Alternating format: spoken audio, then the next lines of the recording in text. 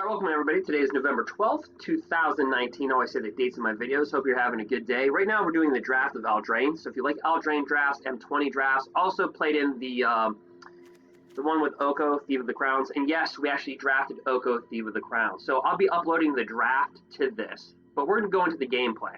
I'm just going to go over the deck really quick so you can kind of see what we're working with. We have 19 creatures.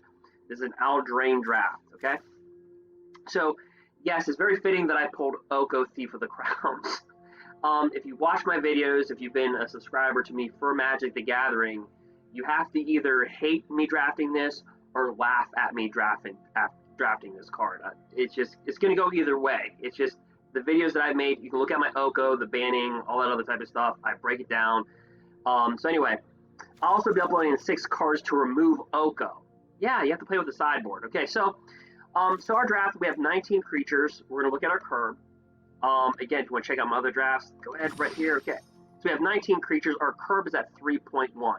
Now, with Eldraine being, I call it the Shanky set. You know, it's kind of janky with a lot of the cards, like, for great example, Garenbrig Carver, a 3/2 for a 4-dropper, pretty bad. But look at the Adventure spell, Shield's Might. That's the instant card that you're looking at on the Adventure. Target creature gets +2/+2. So it's kind of janky, but shanky. It's got some special cards. So I call it like shanky, like Oko, Thief of the Crowns. Now, despite popular belief, a lot of people like playing Oko. And if somebody says, well, no, everybody wants it to be banned. No, people like playing with Oko because people play with it. That's so we're going to go ahead. I don't know how well we're going to do. So we can just go ahead. Oh, let me get to the deck really quick, and then we'll get to the gameplay. Let me go back to the deck really quick. So we have one Merfolk Secret Keeper. Again, target player puts the top 4 cards of the library into the graveyard, and it's an 0/4 body. Right here is an Overwhelmed Apprentice, and I was debating between this and Witching Well. So Witching Well, when it enters the battlefield, you scry 2. It's for 1 blue. You pay 3 and 1 blue, sacrifice it, draw 2 cards, and it's a creature. Or it's an artifact, so it feeds into Oko pretty well.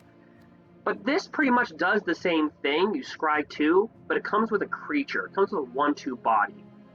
And so that's kind of what I like. And the opponent also takes the top 2 cards of the library and puts it into the graveyard. So any form of minor disruption, if somebody's playing 3 colors and you just put in like 1 or 2 of their mana, if they're in double green or double black, that can disrupt their deck enough to where that can win you a game.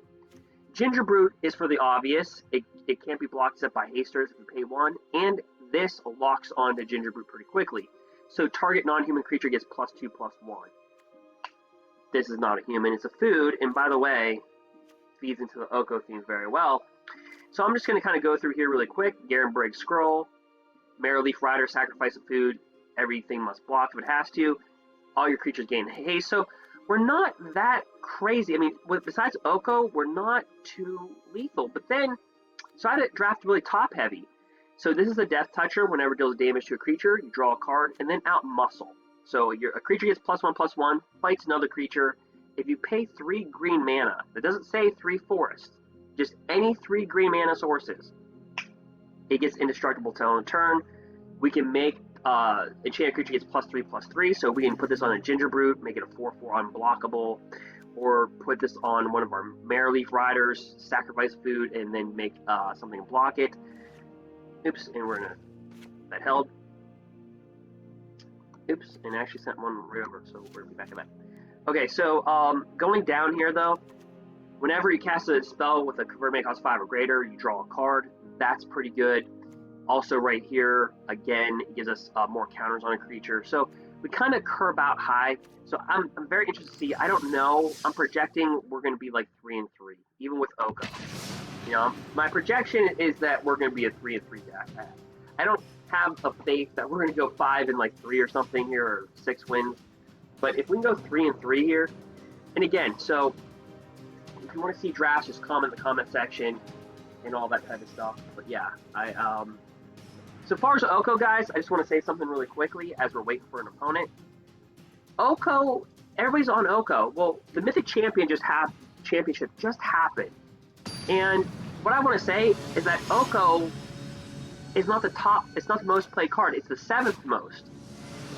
The top is Fabled Passage. The second is Once Upon a Time. Or Once Upon a Time is more played than Oko.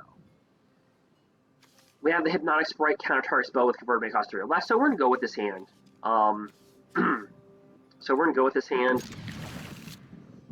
We go first, which is rare. In one of our M20 drafts, we went 7-1, so that's 8 matches. We won 7 wins, and I liked M20 a lot better because it's more straightforward. So I like War of the Spark as well. The drafts, it's just more straightforward. But the Eldraine, admittedly, I'm not the greatest drafter in this. We've had some good ones though, so go ahead and feel free to subscribe to catch up to those videos. Tell me in the comment section what you want to see. But as we're waiting on our opponent, so we're just going to draw this right here and pass our turn, because we do have double blue, but we're going to hold this in our hand. So obviously he's playing with the Knights deck. Not uncommon in drafts, so he played Tournament Grounds. Why did I say Torment? Maybe because I was talking about Oko. Anyway, add 1 red or blue or black, but you can only spend this to cast a Knight or equip spell. So that tells us a lot about his deck already. So let's see here. Technically, what people don't understand, Ginger Brute is a food. He's a food golem. So you can actually sacrifice him to Marrowleaf Rider to have him block. So we can either go Ginger Brute. We can go with this guy. So we're just going to go ahead and drop a 3/1. I just think if he doesn't drop a creature, hitting for 3 is going to be really good. Which makes sense, right? So that works. We're going to hold our mana because we can counter something, counter target spell with convert mana cost 3 or less. So what we are going to do, we could drop these 2. We could drop Ginger Brute, but we're not going to. We are going to attack. I'm going to assume that he's going to cast something next turn. So we're just going to stay back with our counter spell. Maximize your creatures is like the thing of Eldraine. Okay, so we are definitely going to counter that.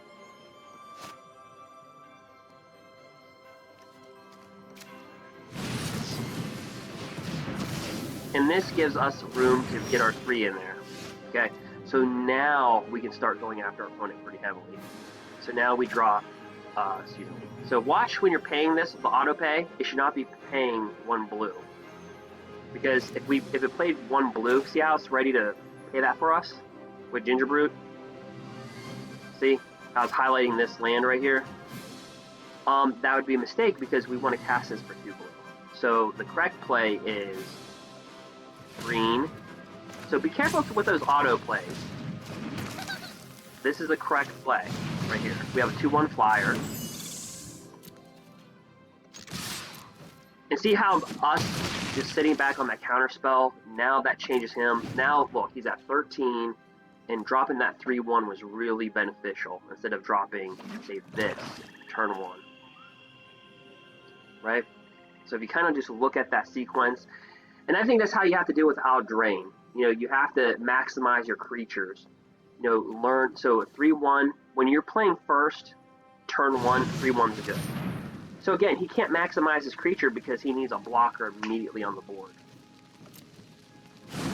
Now if we get 1 mana, we're going to give this guy +2/+2. So hopefully we can get a mana in here. Okay, we do. So he would be a 3, he'd be a 4/3 flyer. And that's exactly what we're going to do here.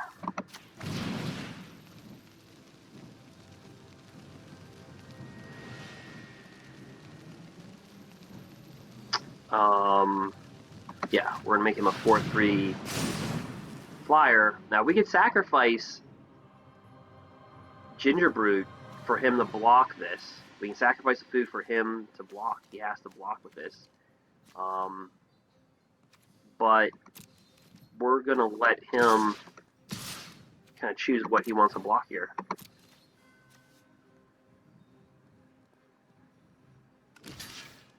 Chooses to block to 3/1. Okay, so we'll trade, and we slide in for 4. Alright, but yeah, so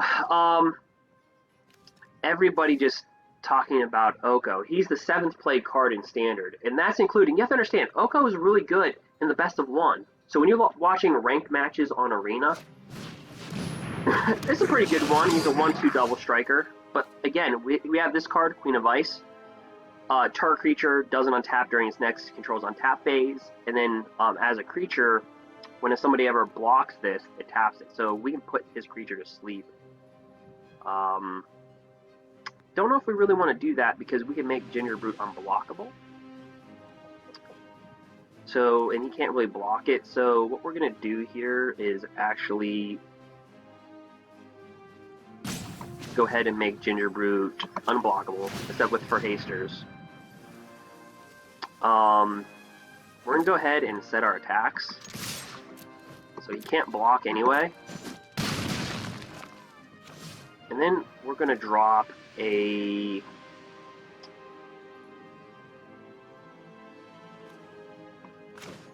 Yeah, we're going to drop a creature here. And just pass a turn. So just kind of... We have 19 creatures in the deck, so we're just kind of using the mechanics of Eldraine, right? Like... So he's got a Knight's deck. Probably had a good draft. Probably had a real good draft, but he can't maximize his creatures because he's out of position usually right now. He's got to be thinking, okay, I can't block Gingerbrute. I don't have. He can't get rid of the flyer. The game's over. So he's got to think, okay. And remember, these are the best of 1. So yeah, Oko's going to be good in the best of 1, right? Oko, when you're playing the ranked matches, that's not the best of 3. So any planeswalker is going to be amplified. So he does have a flyer, but unfortunately we're going to be able to tap it, and that's going to be the ball. It's going to be our turn. This deck might do better. We're curved right, so we're going to go ahead and tap that little guy. And, well, yeah, the game's over. So we want, that's our first win right there. No Oko. You don't need Oko. And by the way, if you take Oko out of the blue-green decks, blue-green's still good. And this is just my daily awards, guys. It has nothing to do with the tournament. Alright, so let's take a 1-minute breather here. So as I was saying, far as Oko goes, he's the 7th played card. This is after the Mythic Championship that people are calling the Oko Mythic Championship. And actually, when you look at that tournament, there's 2 decks that placed in the top 8 that were not Oko. But I'm more interested in the PTQ. The PTQ, so that is the preliminary tour qualifier for on MTG Online. So there's MTG Online and there's MTG Arena. MTG Online, and I'll get back to the gameplay in a second, but so MTG Online is where a lot of people play Modern or Legacy, and there's also Standard. So those are the really competitive players, hugely competitive is on MTGO, because you have to pay for the cards realistically on MTGO. I mean, somewhat to extent on Arena, but and again, I recommend if you're signing up for Arena that you go to. I'm just gonna go. We're gonna jump back into the draft for a second, but that you get this right here if you're a beginner, if you're new. Just get this right here. It gives you 2,500 gems. If you're worried about what are gems, what are the cost of gems, I break a video making it very simple for you. Very simple. So guys, you can go ahead. 2,500 gems, basically. So to play in the draft that I'm just playing in right now is 750 gems. And you're saying is, well, what is 750 gems? So I'm going to do this really quick. We'll jump back in the gameplay. We'll talk about Oko, and then 750 gems is $5. Bottom line, that's all you need to know. Let's go back to the featured. So for the price of $5, instead of getting 750 gems, you get 2,500 gems. So that'll allow you to play in 3 drafts, basically for free, and you get 5 packs. Now, I haven't used it because I'm waiting for another set to offer this. But so let's go back to the drafts. Okay, so let's go back to our home. Let's go back to getting back to our ranked. It is ranked, by the way. As you can see, when we won our match, we got ranked. So yeah, so basically what I saw, and again, I've only been on Arena for 6 weeks since the end of September. It's November 12th, 2019. I made to Mythic status in the first month. So I went from getting our first little orb, opening our first little pack, to going to Mythic. And so I wanted to talk about something, and I'll get right back into the gameplay. So Oko itself is only the 7th card played in Standard. Fable Passes are more used. Once Upon a Time is more used. Gilded Goose is more used. And I think what so all these people saying that Oko is this, I make the top 6 card, I'll make a video of the top 6 cards to remove Oko as fast or quicker than they can cast Oko. So for 3 mana or less, that's what I'll be doing. And since we drafted the guy, figures we'll talk about it. So, so just give me 30 more seconds. So basically, as we take this break here, so when you look at Oko, he's only the 7th played Standard card. There's 6 cards that are most played above him. In fact, he's only in 33% of the gameplay. Once Upon a Time is used more. Gilded Goose is used more. Fable Passes is just used at a much higher rate. Of course, it's a land, so that makes sense. But I think what the problem is that there's an over-analysis, because when you look at the meta, which is the field of MTG Arena, it gives a false impression, because when you play in ranked and watch my ranked videos, they're the best of one. You don't have a sideboard. You don't have a sideboard. So when you don't have a sideboard, you can't run things like Sorceress Spyglass. Hint, hint, will be in my top 6 video. Top 6 cards. It's 2 mana.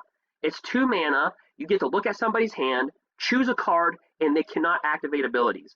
And what do planeswalkers do? They activate abilities. That's all they do.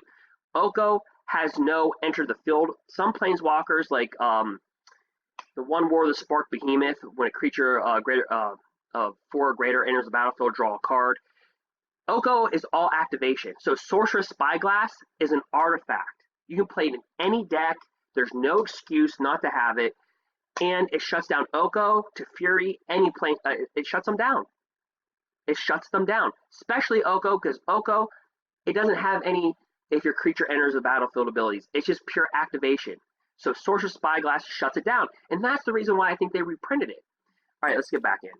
So I think Oko is being overly overanalyzed in the wrong way. That's my opinion, supported by fact. Because of the fact that, now you may not agree with me, and that's fine. But the thing about it is that when you look at the analysis of Arena,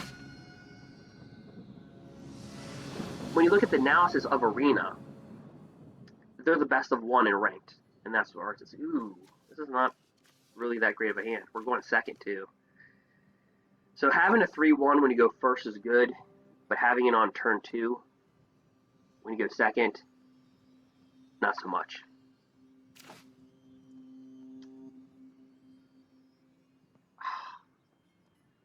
Do we keep it? This looks like a hand that could lose.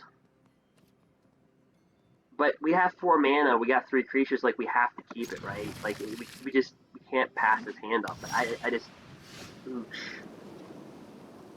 is that word. So we're gonna drop our blue just in case we get a double blue.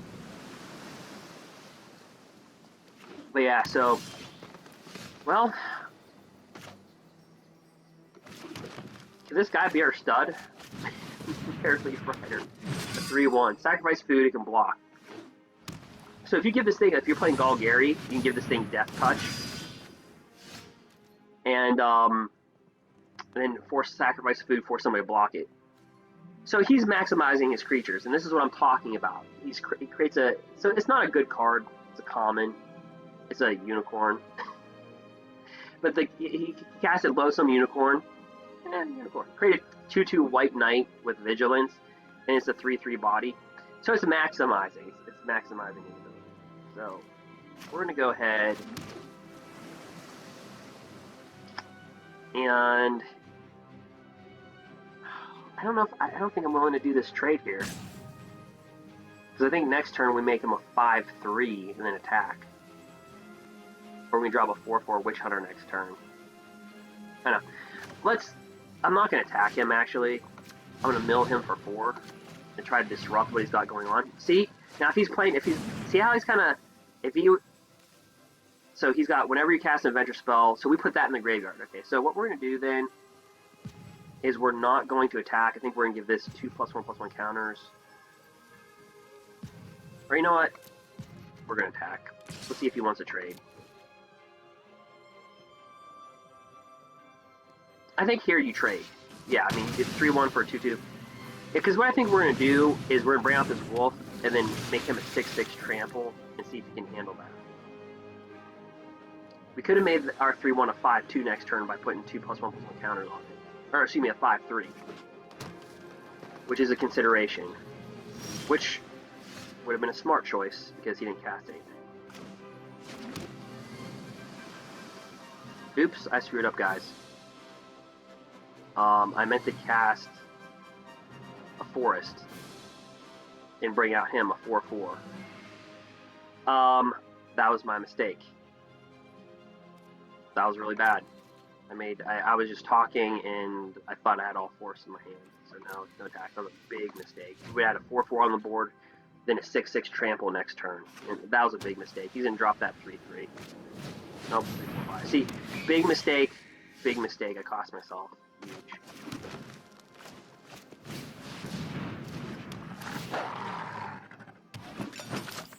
Yeah, that was a huge mistake. I think that's one that's going to cost us the game, actually. See if I can overcome the mistake. Alright, brings in his 3-3. He might... I want him to attack. So we'd have a 6-6. Oh, that's crushing me right now. We'd have an 8-8 trample on the board.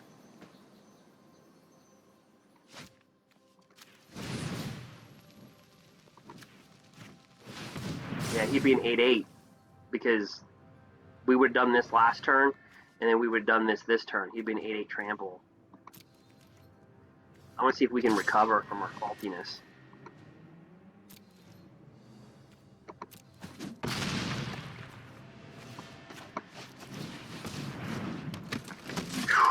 That sets back a whole entire turn and 6 damage.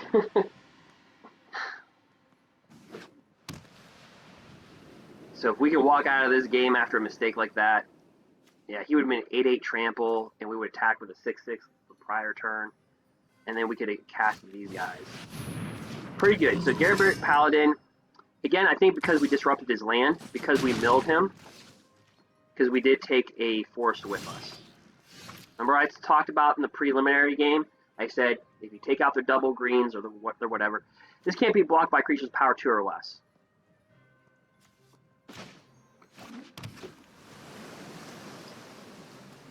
But we're going to force his hand.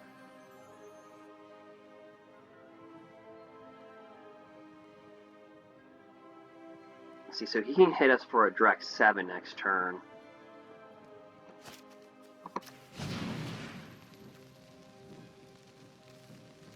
So I want to make him an 8-8 trample. And I want to attack with him and see what he's going to do. We would have been doing this last turn. Imagine doing all this stuff.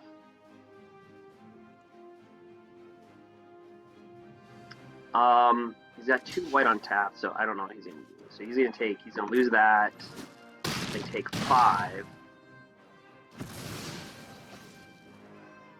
And we're going to pass a turn. Yeah, I think we would have won the game. Because we'd have a 6-5 on the board, one of these guys. And he would have had 1 more attack. Protection from white. We're not playing with white. It's a good card, though. Each creature can't attack you unless they pay 1. Glass caskets. Yeah, he's going to take that guy right there.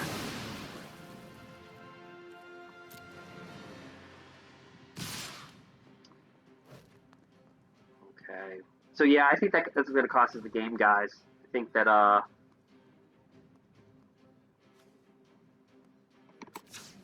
sacrifice the food, we'll gain 3 life. See, I think the game would have been over by now. Ooh, the Beanstalk Giant. Okay, so he has, I think he turns into a 12-12 trample that we luck out. He turns into 11/11 trample. This is going to be for the game because we'll die next turn. So let's see here. He can only block with 2. This will be 11, so he'll be dealt 9 damage.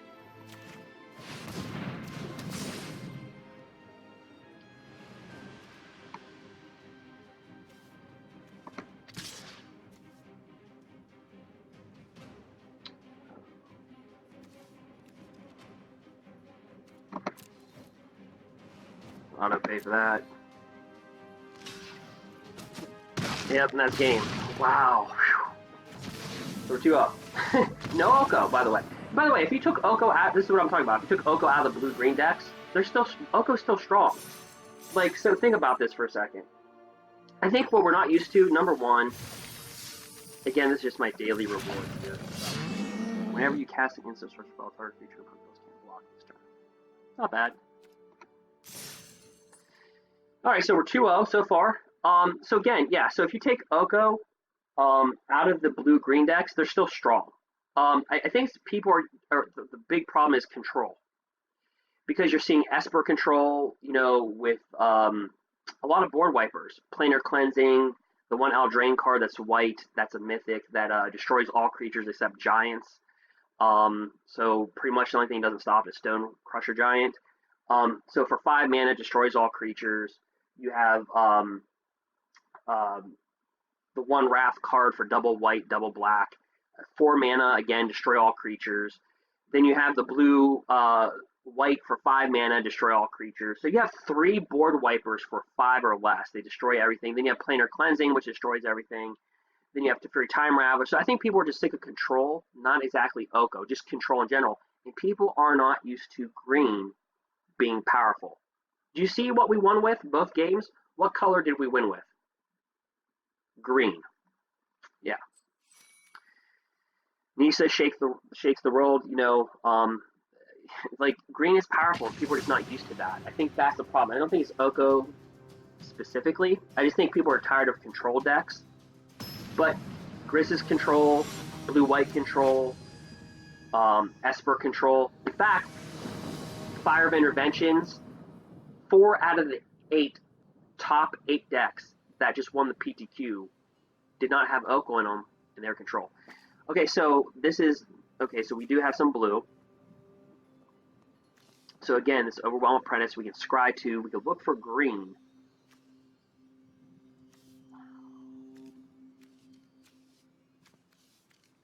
This is a hand that says, if you can get your land, this is good. If you can't, this is absolutely horrible.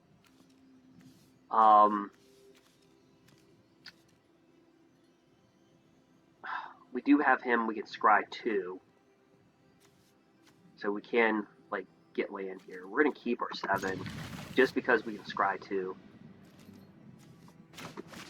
So he'll mill for 2.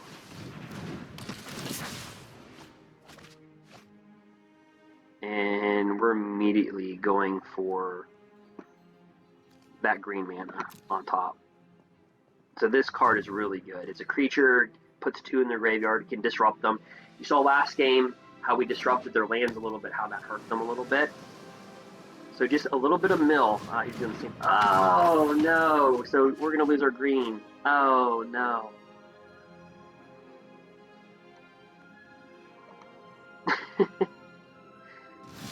Oh, that sucked.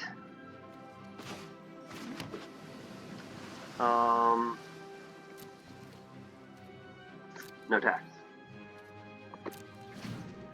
You want to maximize this creature, so not having green, I think we're going to lose this one. I think we're definitely going to lose this one. Okay.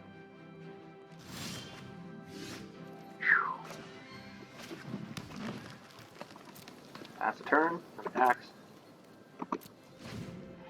How I feel about the Eye Collector, I know what he's trying to do. So look what we put in his graveyard. So whenever another creature dies, or is put into the graveyard from anywhere other than the battlefield, deals 1 damage. So think about that card in Bone Collector. He put our Oko in the graveyard. He's got to be looking at that and say, this is the best Eye Collector ever. So Eye Collector, whenever it deals damage to a player, Each player puts a top card library to the graveyard. So he's got to be thinking, that is the best eye collector ever. He's like, I just put... I do kind of want to counterspell. But at the same time, we do want to play our stuff here. Like, he's a 4/4.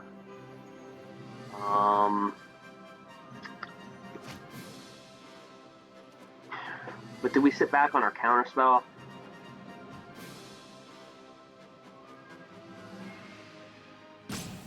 Like, I don't know. Let's just bring him out. I'm so tired of just playing keep away. And maybe he's got a counterspell where you counter-target spell, put the top 3 cards of your library into your graveyard. Yes, he does. Same counterspell that didn't say please. So, yeah.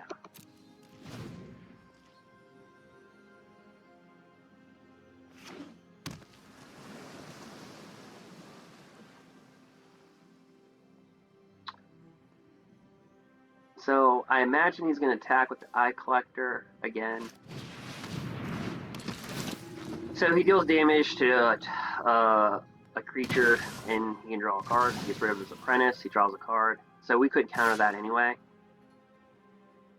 Maybe I should have dropped this a long time ago. If we would have had Oko on the board in the game, it'd been over. Okay.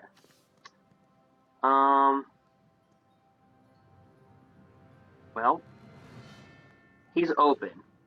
So we're going to use this adventure spell, add 1 mana of any color. We can't. We need green. So,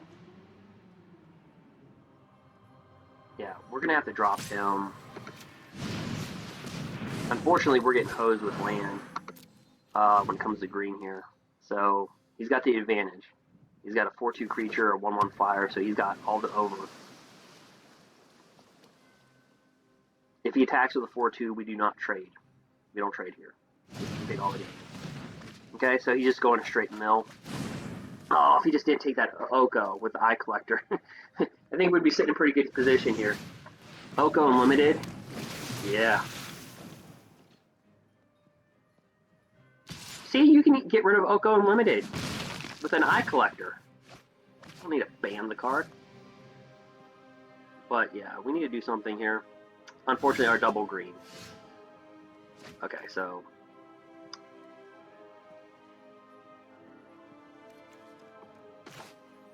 he could have another counter spell, but like we can't care about that anymore.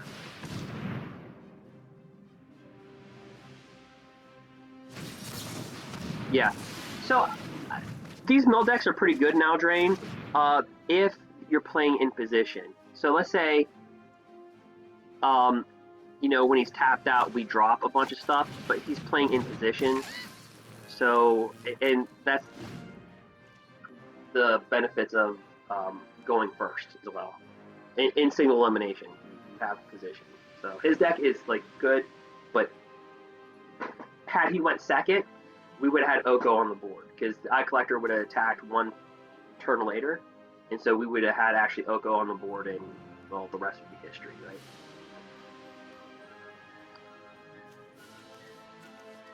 And we, in our game 1, when we won with Marrowleaf Rider playing the 3/1, we played with our position. We sat back using counterspells as well. So going turn 1 is huge, right?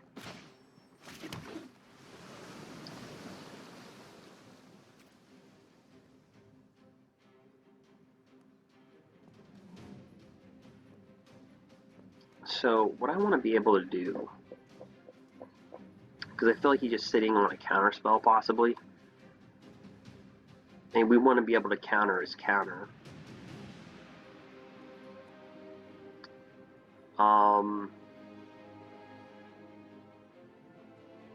If we put 2+1, I want to put 2+1/+1 counters on Gingerbrute, then activate Gingerbrute.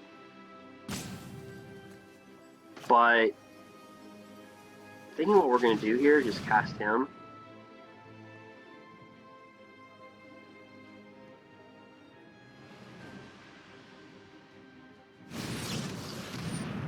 Yeah, and we're going to counter his Hypnotic Sprite with a Hypnotic Sprite.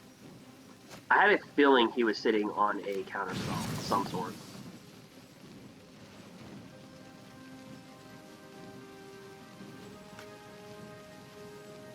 Why is it not letting me counter the spell?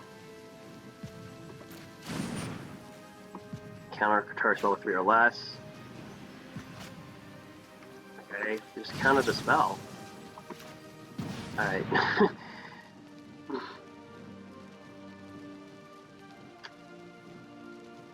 So I just had a feeling about that.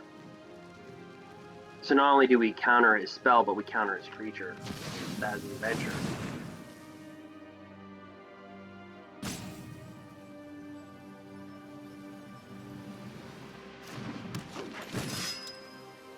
And we are going to...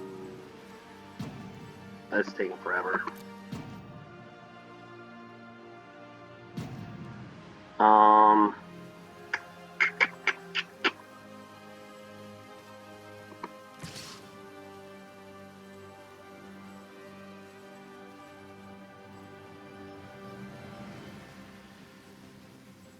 Yeah, cancel attacks. It's not worth getting that in. Let's just pass the turn. Let's end it.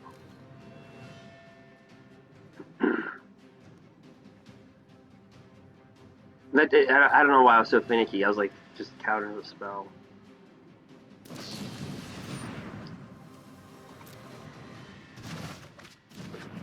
Alright. So what he did is he returned his Merfolk Keeper, so he's just going to mill us again, right? So he's going to come out and mill us for 4. Actually, he's going to bring that down, then mill us for 4. So if one of a creature goes into the graveyard, we take a damage. And that's what his deck is really built around. And I told you that when we've seen his graveyard very early on, his first 2 cards in the graveyard, as evidenced by that. Okay, so with that resolve, we peel 4 off.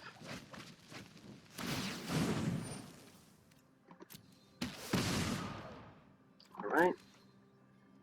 And I imagine he's going to attack with Eye Collector, because he's going to try to mill us, so we have to get to him pretty quickly now.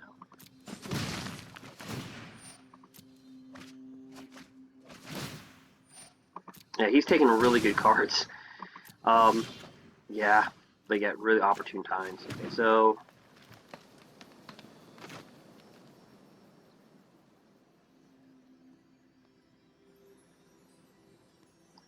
Yeah, we're just going all in here. 2+1/+1 counters. We want to give it the Ginger Brute.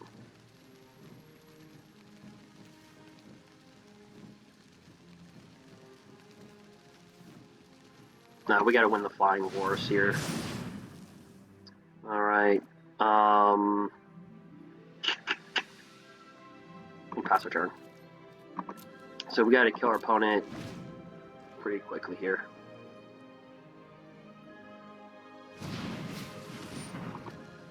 Resolve.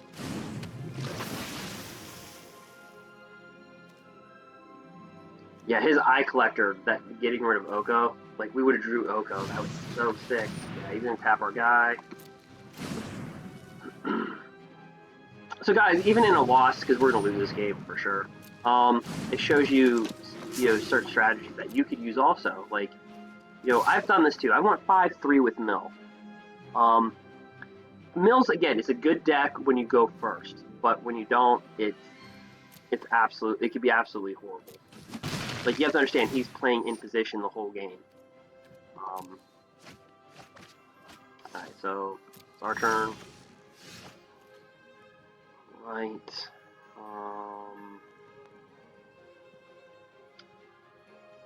Nope. We're gonna bring our 6/5 out.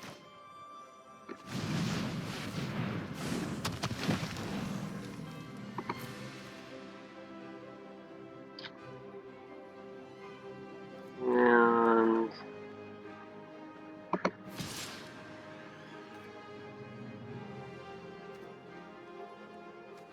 nah, we gotta pass. Next turn we can start getting feisty. We only have 4 cards left.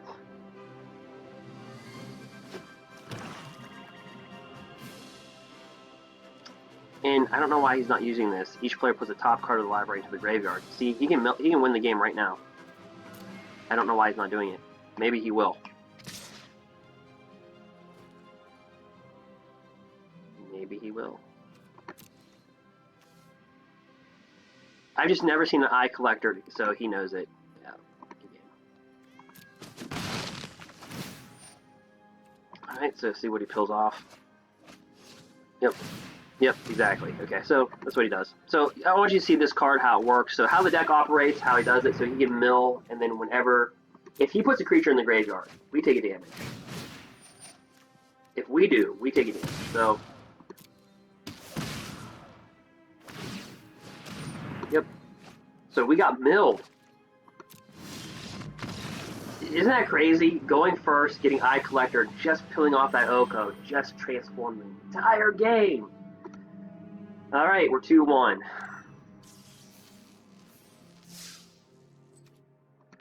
Play again. Alright, so what I have on this deck? I have this deck graded at a 3-3. Go 3 and 3. Alright, it's outperforming. I mean, so if we can go... How if we can go get 4 to 5 wins, that'd be good. Alright. Match number 4. And we get Oko and we go first. You have to take this game. You have to. You have no choice. You have to bring out the blue just in case we get double blue creature. We only have one of them in the deck. Comes in to play taps. Okay. We're gonna show you. He's like, he ain't playing with Oko, but we're gonna drop Oko. Golden egg. Yep, we're gonna drop Oko. And it's fitting that we do this. He got Eye Collected last game. Those blind to tyranny are lost. One bite, and all your cares are gone. We can put a tall beanstalk on our food. I'm ready to do that. Just make this a food. Another mill deck.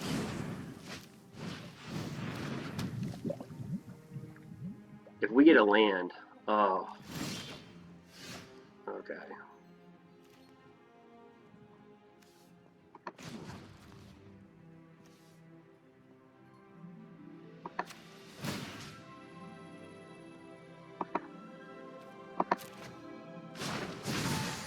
Your new look is enchanting.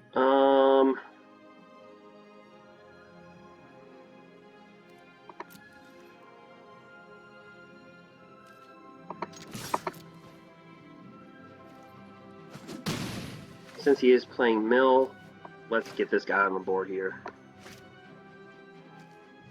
We just want to get add any color from mana pool here.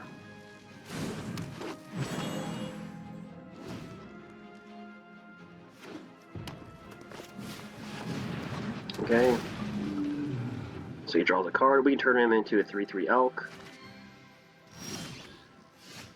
Alright.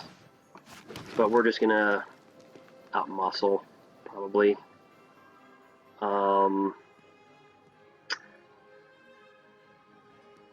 Put a +1/+1 counter. On target creature you control, my creature fights. So we play 3 green mana. So it's just 3 green mana. So we don't want that 3 green mana because we don't have to be indestructible. We put a +1/+1 counter already on our creature. So we're not going to pay it in the way they want us to pay it. We're going to pay it with this. You got to watch out for the auto. See how the auto a couple times would have hurt us really badly?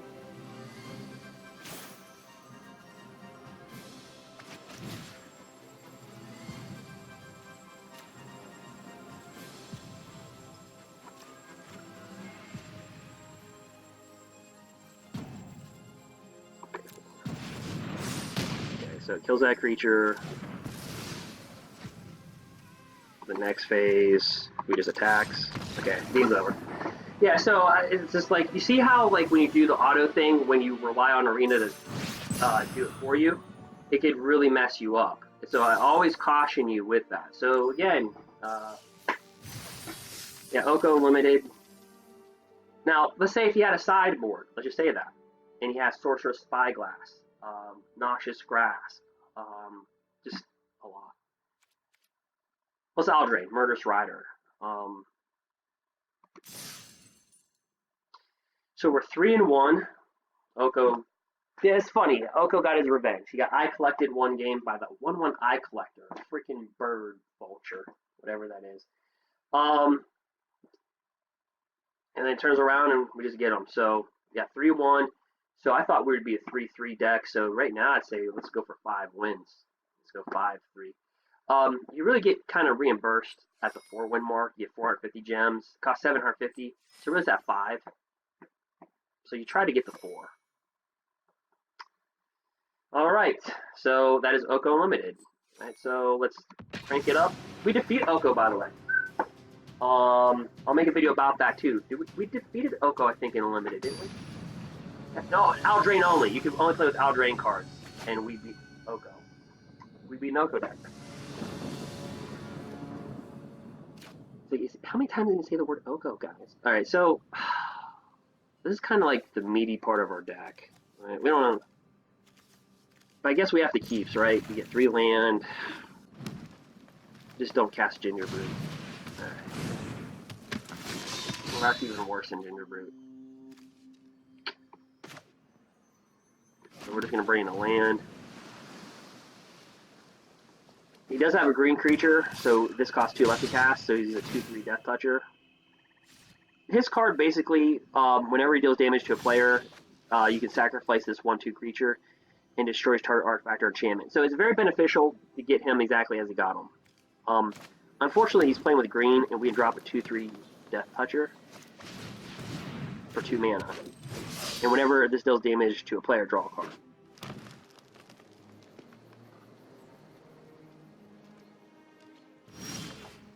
And then we got Oko. Oh my gosh. He can kill an artifact if he deals damage to us.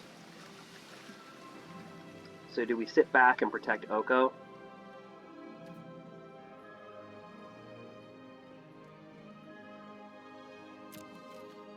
No, I want to draw a card. But you know what? He could have give target creature +2/+2, something weird. But let's just see it. Let's just see it. So we're going to draw our card. Beneficial. We get a land. And then we're going to drop. This doesn't destroy planeswalker, right? No. Destroy artifact or enchantment.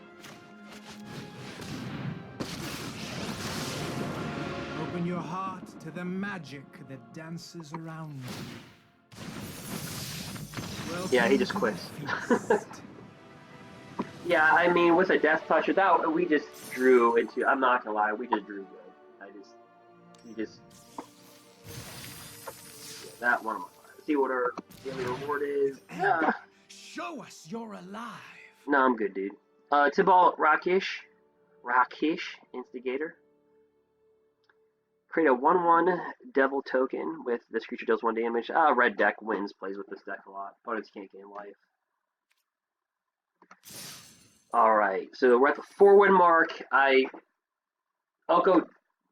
Okay, so I don't know. I think we still would have won if we didn't have Oko in that matchup, because we would have just. We had a Death Toucher on the board.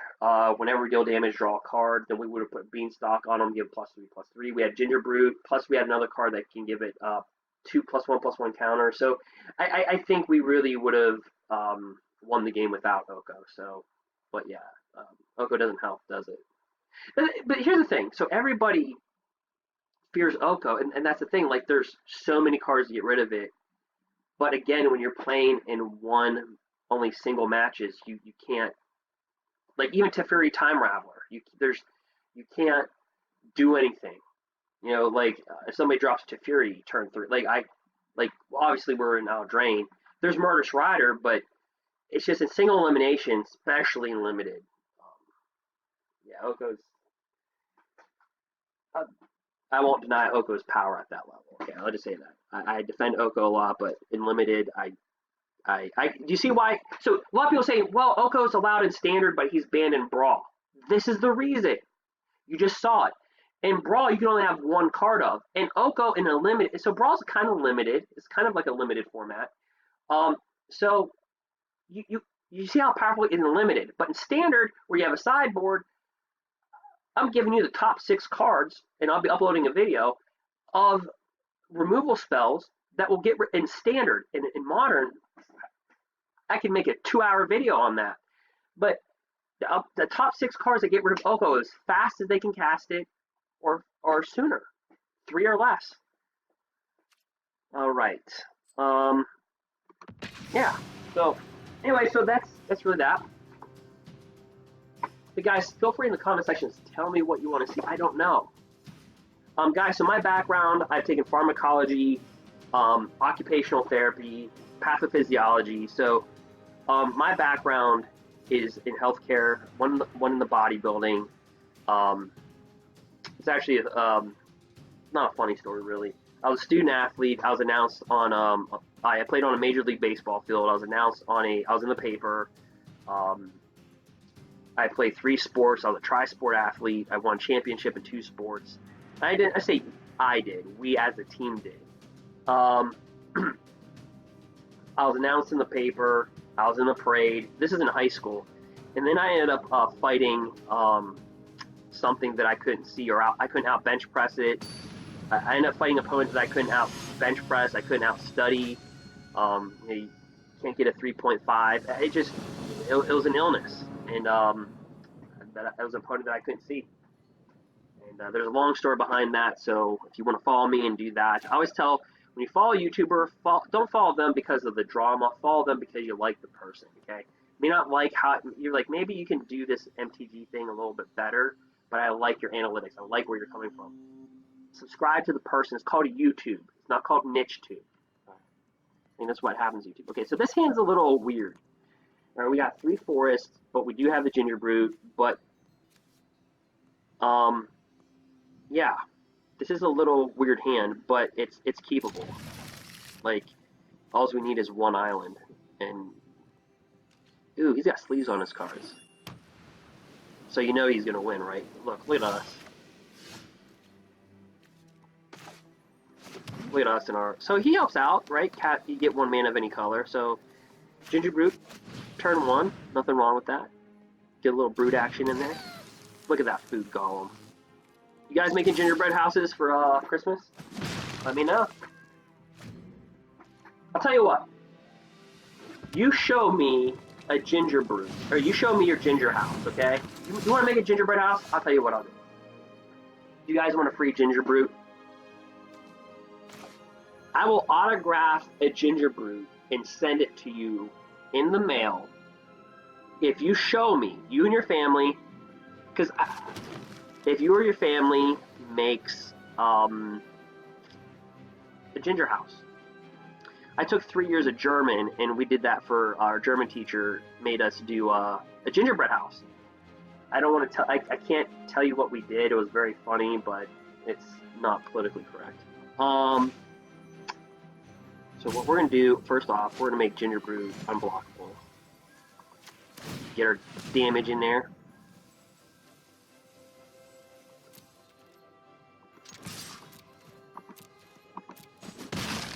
Slide all up in there.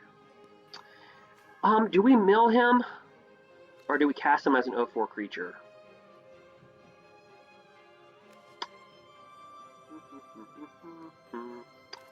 Disrupt him. See, he mulliganed, didn't he? We're going to take the chance here, and we're going to cast this. Add 1 mana of any color. We're going to choose to add blue. I feel like milling him. We could drop an 0/4 blocker here, but I just feel like he mulliganed, and I want to disrupt his hand even further. There we go. So hopefully we did that. We did not. Okay. So like the other games, we made good decisions. This one we did not. we could have used an 0/4 blocker, and definitely used it, and then definitely used it again. Okay. So we're not attacking with Ginger Brute because we need him as a blocker. Yeah, so you send me, I'll tell you what, you send me a picture of anything that you guys do for the holidays. Because I think also, guys, it helps other people. I think a lot of people play Magic the Gathering and go to weight training or whatever to get away from stresses. And so you guys can be part of that process. So, guys, you tell me right now in the comment section, in any of my videos, share this, clip the timestamp this time. I'll timestamp it in the video. What time is this? It's 55 minutes into the video. Yeah, we're going to take 3 damage, no blocks. Show me, I think he's going to ramp it. So you show me a video of a gingerbread house, put like the photo in the comment section, tell me what you make. I'll personally autograph a ginger brute and mail it to you. Or instead of that, what I'll do is upon your request, I'll select a subscriber, so you have to subscribe. And since I don't have a lot of subscribers, at least not for Magic the Gathering, for sports. If you look at my past history, my videos from a while ago, you can tell I have subscribers from there. So my sports subscribers they were messaging me and going, "What are you doing with Magic the Gathering? What is this?" All right.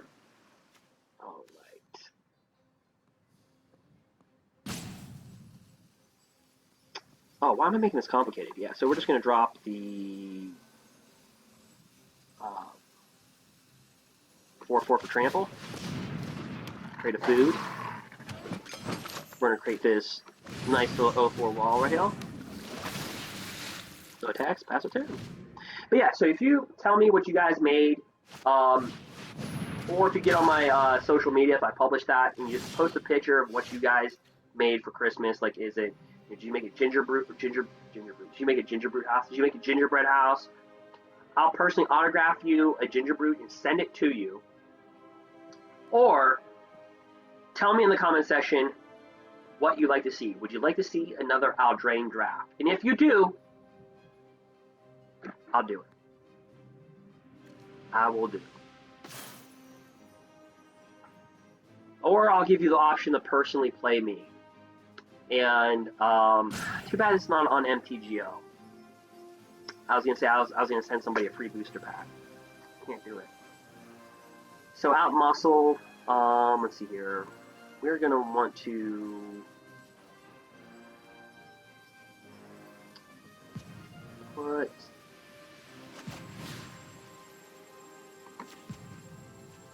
And we want to kill his 3/2. And we're going to pay the adamant. And see why we don't want it to paint. Why did it tap our creature for the adamant? Like, why did it do that? And he's not indestructible until end of turn. Indestructible until end of turn. So we're just going to attacks with him. See, why did it tap us? Why did it tap our creature? We could have tapped this. There's no need to tap our creature, or 2/3 creature. He should have indestructible. Because we paid the adamant cost. So why is he not saying indestructible? Why is it not saying that? I think he's looking at the same thing that we're looking at.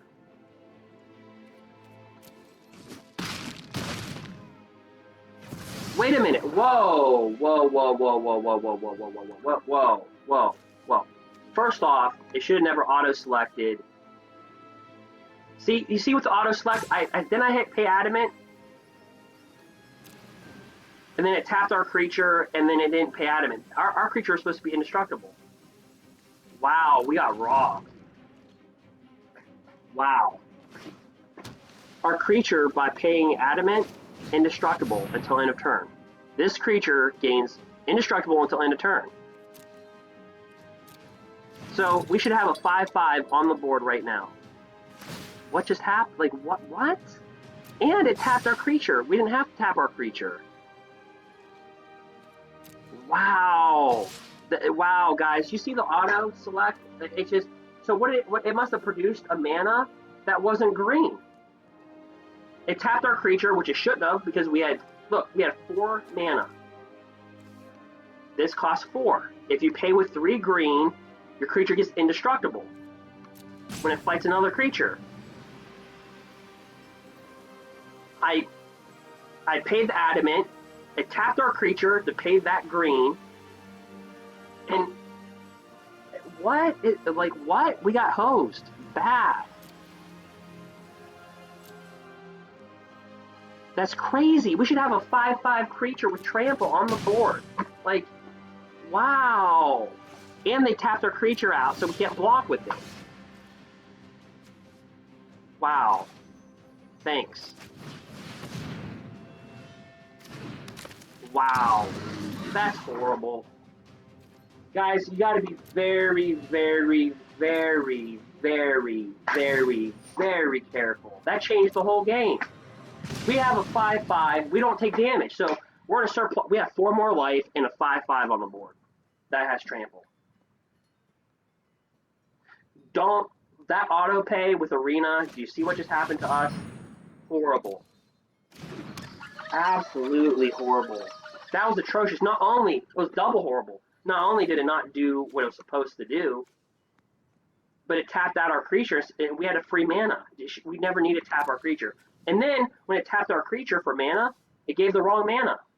That's the only thing that I can think of. So it did 2 things that goes against common sense. Did you see our opponent even pause? Our opponent was like, "What's wait?"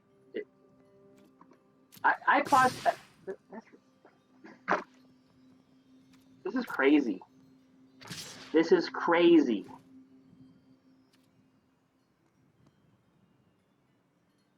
This is nuts.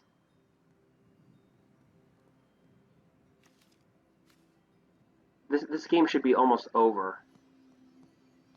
It's not right.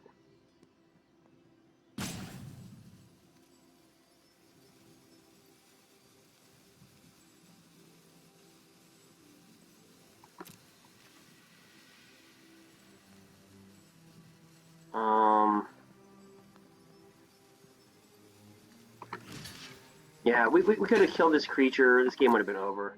It's not right. Wow. Wow, did we get hosed? That's horrible. That is very bad. That's not even right. And I caught that. Could you imagine? Like, I'm just sitting here just going, why would you do that?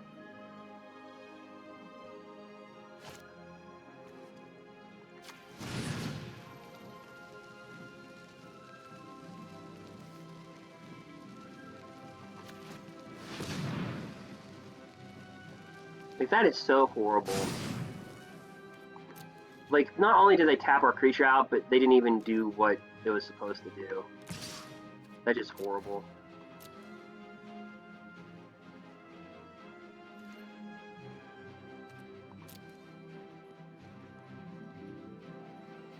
If we can overcome this, then guys, I'm so sorry. It's just, I don't mind losing.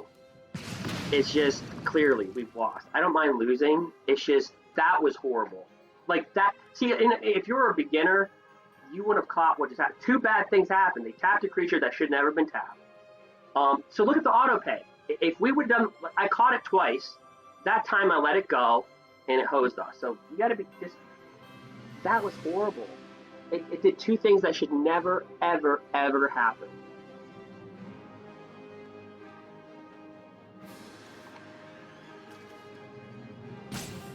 It tapped our creature for mana. We paid the adamant cost. And it tapped our creature out, and it paid a different color.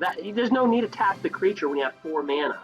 Why would you tap a creature for a mana source? It's just so you can't block next turn. He's benefiting from all that, and it's a shame.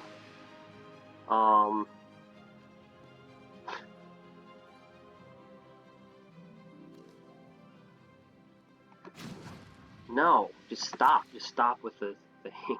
Past the blockers. Hey, block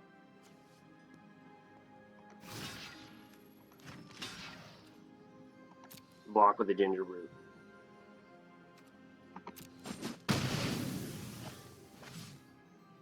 Wow, he lucked out. We should have a 5/5 on that board. The game should be over. It should be over. Yeah, the game should be over. See, now he benefits from all this, so this is horrible. I don't know what to say. Alright. Yep. This is not how it should be played. See, now you tap the creature because there's a purpose to do so. Alright, so we gotta get over that. You draw a card here.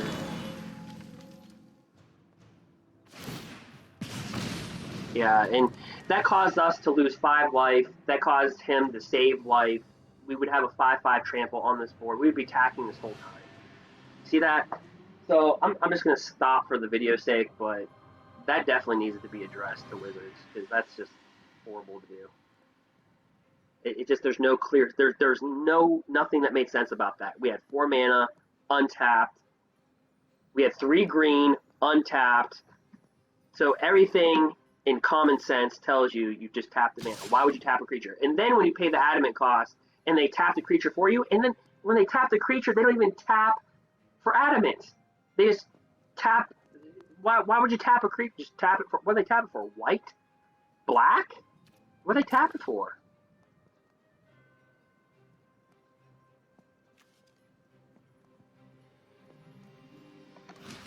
Alright, he's going to probably plus his creature, get a +2/+2, then untap it.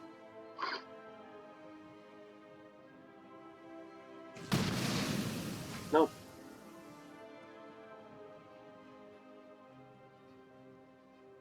Wow. Does that change the narrative of the game here? Yeah.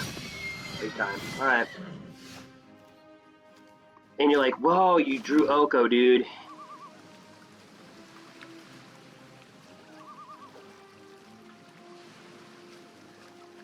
That's true.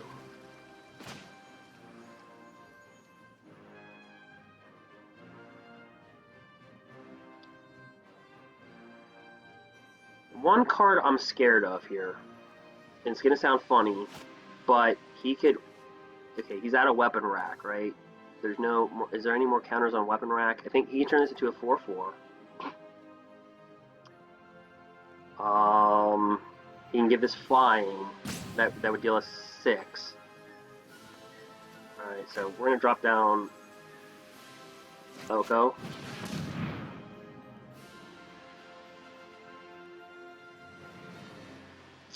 He could kill us if I think if he gives us 2/2/+1 of flying. I will invert the world to watch kings grovel and worms rule.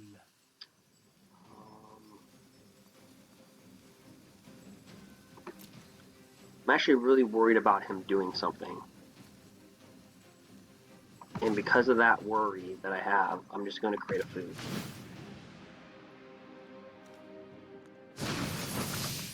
Surely you must. I'm going to slow play this. If he gives this flying... Oh no, I tapped out anyway.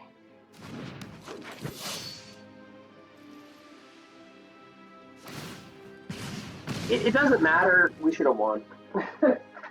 Having that 5/5 trample on that board from the very get-go, and like that is just crazy. I don't know. Even our opponent just like paused for a second on that block, but you know, we got to get over that. All right, so if he gives us +2/+1 and gives it flying, there is an adventure spell and deals us 1 damage. He wins the game. That's why I didn't want to tap out. I wanted to save so I can blow up a food and gain 3 life. Right. So if he gives us +2/+1. If he has that card in his hand, gives it flying, we take 5, he taps it for 1, we take 1 damage. And that would kill us. Okay, so far he's showing all those signs. Okay, nope. Untap it. I'm gonna have to turn that thing into an elk. 3/3 elk.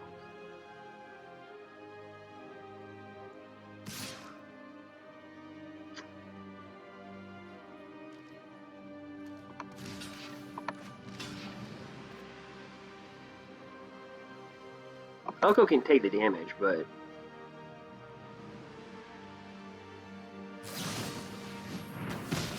Alright. So...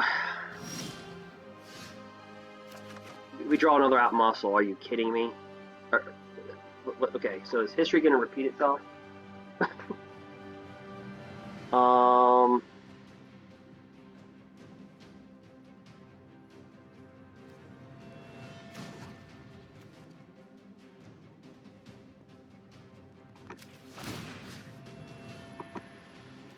Yes.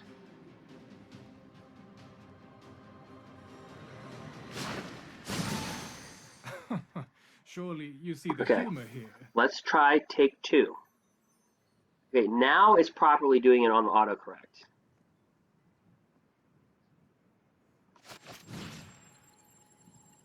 Okay. Target a creature you control. So we'll put +1/+1 on him.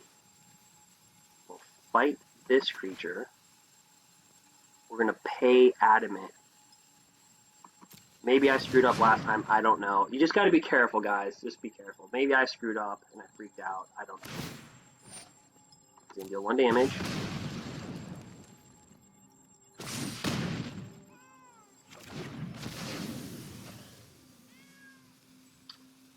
It's indestructible until end of turn. He's a 4/4. You know what? I don't trust it. He can tap one of our creatures. You know what? I don't trust it. We're not going to tap out. We're not tapping out. And no attacks.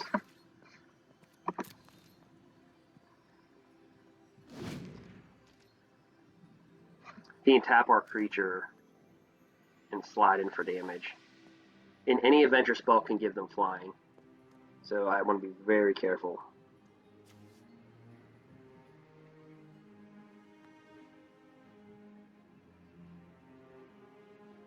Yeah. But this game should have been over. But anyway, for whatever reason, just be careful with the auto pay. Just it's better to tap your mana yourself. That's all.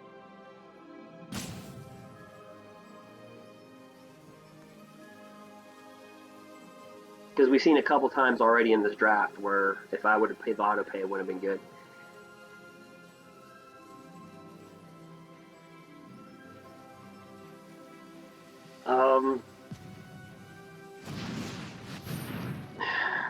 Draw creatures, non-giant creatures. Alright, so he's waffling everybody here.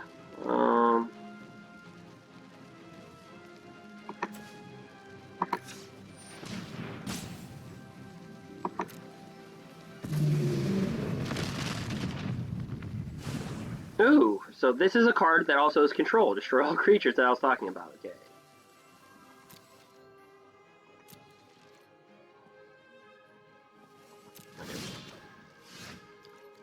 Right.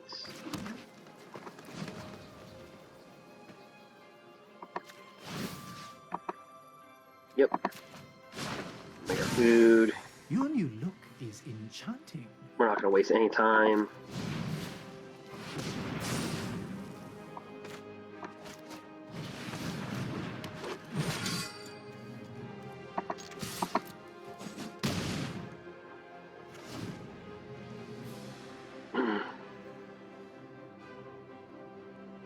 If he drops a land, he can bring out that 7/7. But we can just turn it into an elk. Oh.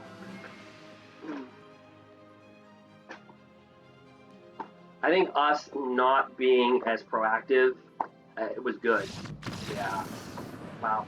So, yeah, so that was just a weird game in general. So we're sort of Oko's really see why he's eliminated from Brawl though? So people are like, well, why is Oko not eliminated from Standard, but he's eliminated from Brawl? This doesn't make sense. When you play in these drafts, when you play in the PTQ tournaments on Magic the Gathering Online, I play on Magic the Gathering Online. I play in real play. I do drafts in real play. I go to Friday Night Magic probably 3 times a month. I play in multiple when a pre-release comes out. I go to different locations to play in the pre-release tournaments. So I play in the pre-release at least twice for every pre-release since War of the Spark. So I see it. And when you see it and when you can evaluate it, then that's what you can kind of look at. So we're an hour and 15 minutes in. That was a match that was longer. We're 5-1. We far surpassed a projection that I had at 3-3, just because our overall power isn't strong. But what we lack in having monster creatures and we have a really good offense that can be used as a defense. And I think that's really kind of like the Oko deck, right? It can be used as a defense card, which kind of was in that game. It was kind of used as more of a defense card at the beginning, and then it turned into an aggressive card. But yeah, so in Brawl, it makes sense because you can only play one of each card in Brawl in your deck. Where in Standard, you can have 3 or 4. So yeah, Oko being banned in Brawl makes sense because you're seeing how powerful it is in Limited. But in Standard, there's so many cards that get rid of it. It's just so many. And I'll be making a video for that, so stay subscribed for that. Before we go to Game 6, so really quick, why does Blue, question of the week here, why does Mill always lose the burn? So if you look at the analysis on burn, and that's what I was getting at with my history doing pharmacology and also occupational therapy and pathophysiology, is that you break down and you analyze things pretty quickly. So like when I had surgical rotation, I'd be on the surgical floor. I'd have to be responsible for medications for different people. And so you have to think really fast. You have to be very accurate. You have to be very precise. You have to think very quickly. And so sometimes if I talk really fast or I'm breaking things down and you're like, too much detail, So the thing is that Mill, and we'll get right to a gameplay. I thought this would be a little bit longer. I thought it would be like 2 hours. So Mill beats Burn because, Burn beats Mill because if you look at Mill, so Burn, let's look at Burn for a second. So Lightning Bolt, it deals 3 damage. And you're like, 3 damage, so what? I'm down to 17 life. Okay, so the Lightning Bolt, this is for Modern, was once a standard card, deals 3 damage to any target. So it's one red mana. So you take 3 damage, you think you're like, I'm just down to 17. This is why red deck wins, by the way. 3 damage of your life is 15%. So turn 1, 15% of your life is gone. By turn 2, in Modern, Burn can typically take away at the low 25% to 45% of your life. And that's routinely. That is routinely 25 to 45% of your life. Mill, I did the analysis, even with Hendren Crab and Glimpse the Unthinkable, turn 1, turn 2, basically the best mill hand you can ever have. After they've drawn their cards, you can only mill 24.5% of their deck. That's Mill's best hand in Modern versus a routinely Burn does 25 to 45%. That's the reason why. So why does red deck win in standard play? If you get rid of Oko, red deck wins. You now start to see red deck wins. All you see now is Fires of Intervention, Esper Control, Blue and White Control with Teferi, Esper Control with Teferi with blue, black in it. And then all you see is Gris's Control with black, with black, blue, red, or you see 4-color control with that one card that person just played, that mythic card where it destroys all creatures except giants, which is using Esper Control and also in blue-white control also. And that's what you'll see. And then you'll see red deck wins. So then first they complained about, Field of the Dead. And in my other videos, I call it the Walking Dead. You'll see my gameplay. I'm like, I'm playing against a Walking Dead deck, or the Dead That Walks, or the Field That's Dead, or the Field of the Dead. They banned that, and that's a good reason. Because there's nothing in Standard to destroy a land. But there's a lot of cards that get rid of Planeswalkers. And Wizards was prepared for this because in War of the Spark, they printed over 20 Planeswalkers. A lot were uncommon. A lot were 3-droppers. But they were prepared. All right. So let's go ahead. So if you like that type of analysis, oops. Yeah. So there's your answer. That's the reason why red deck wins. Because they can get in damage. Then with Torban, whenever a red source deals damage, it deals that plus 2 more.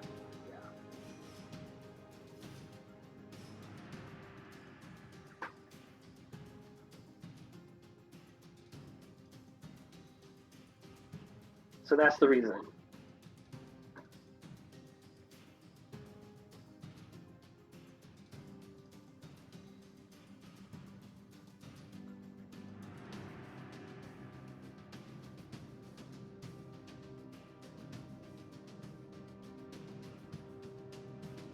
So see here, all right, guys, just watching stuff. All right, let's go ahead. We are into game 5 wins, right? So we're in game 7. All right, so this hand, it's horrible. Mulligan, a little better. We're on the draw. We'll keep 6, and wow, that's a really good hand here. I hate to give a land away. Muscle's a really good card. Figuratively, we could draw into a land, but let's just, I guess this is the card that we get rid of here.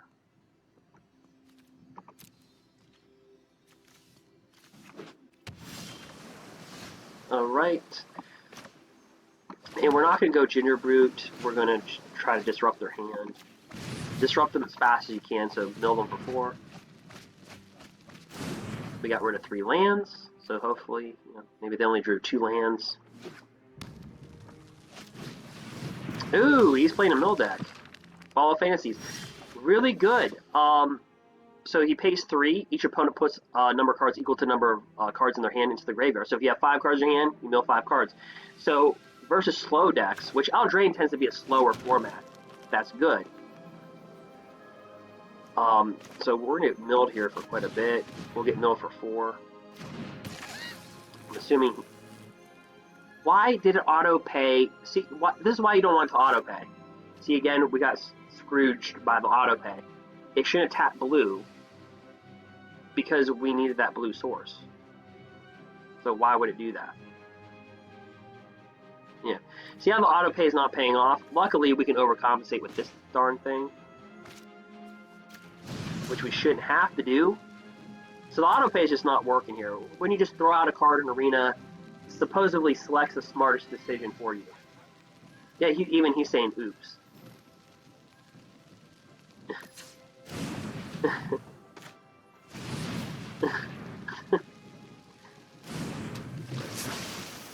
So our opponents have even seen the errors of the auto pay. So guys, this auto pay was meant for Arena to make it easier for you, but we've seen in every facet it has failed.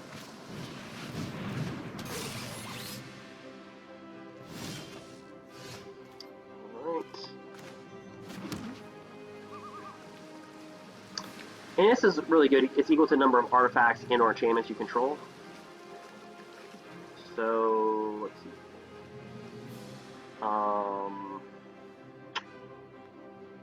We can make Ginger Boot unblockable.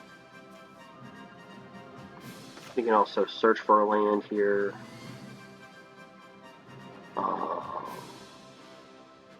So yeah, so we're just going to search for a land here.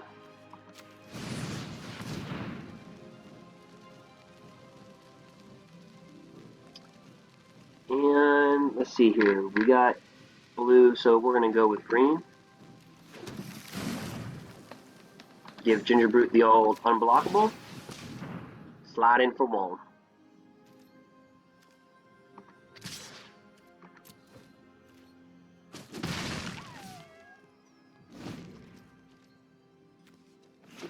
No, he despite us milling him, he got his hand. Bad mana of any color. So he set up the mana.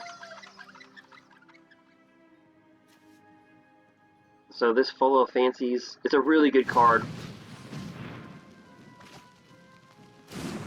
Had a pretty good draft.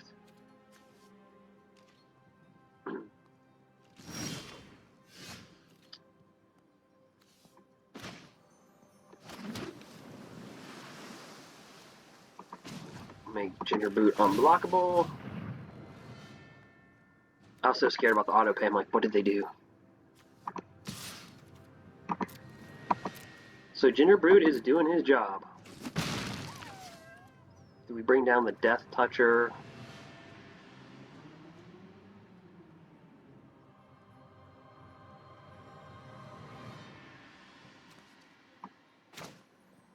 Let's bring this guy down to 4/4.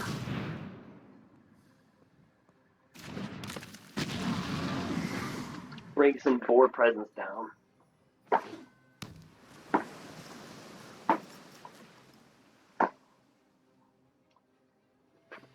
So he's got this right here. We can bring Merchant of the Veil down. So he can't really utilize this card because we got rid of our hand. But he can put each player draws X cards at the end of our turn, but we dumped our hand so fast.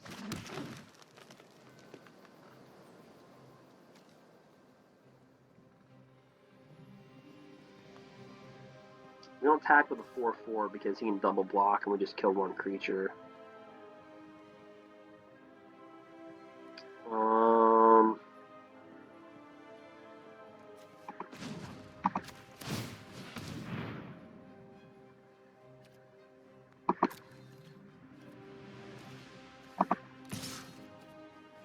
Slide in there for 1.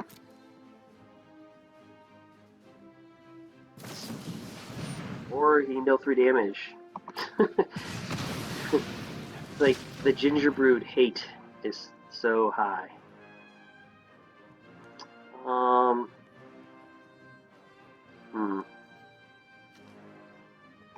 Yeah, I just think we drop him down.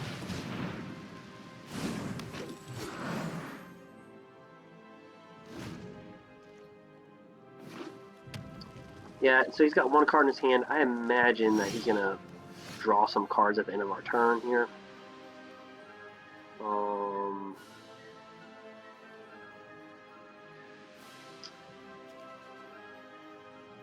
5 or greater.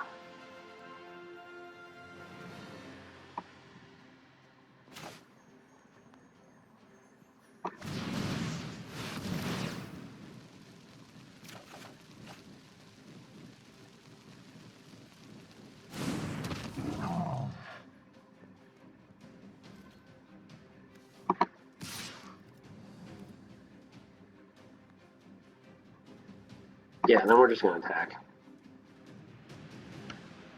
He could have tapped our creature, he didn't, so I'm guessing he's going to blow this up. Mill up for 3.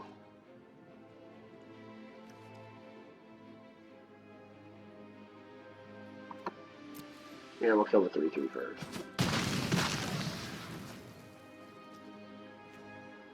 And you always discard a card, draw a card.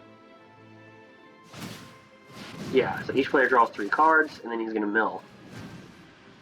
See how that card works? It's a really good card. It's a really good strategy. We've won. We've gone 5 and I'll upload a video if you guys want to see it of us. We went 5 and 3 with a mill deck like that.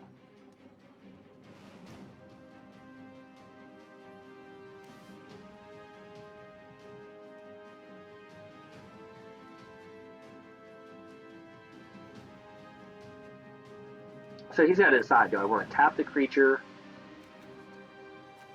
or do I want to mill him for? Because we'll have now. If he's smart, he'll wait till we draw a card on our draw step, and he'll be able to mill us for 7. Because we have 6 cards in our hand, and we draw on a draw step. So if he stops our draw step and then mills us, then he'll mill us for 7. And he decides.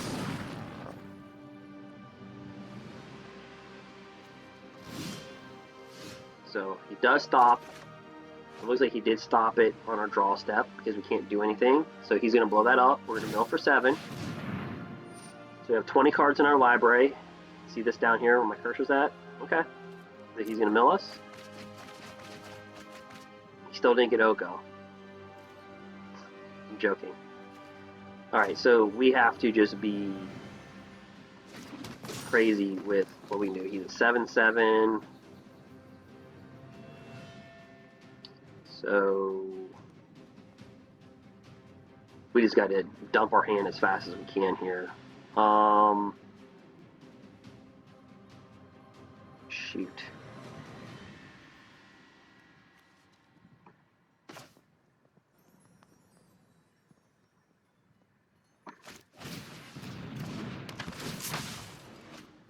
Mill our opponent.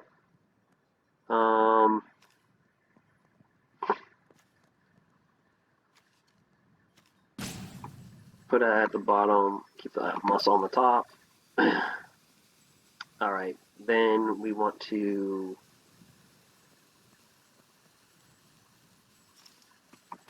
We drop this for 4, then we have 1, 2, 3 open.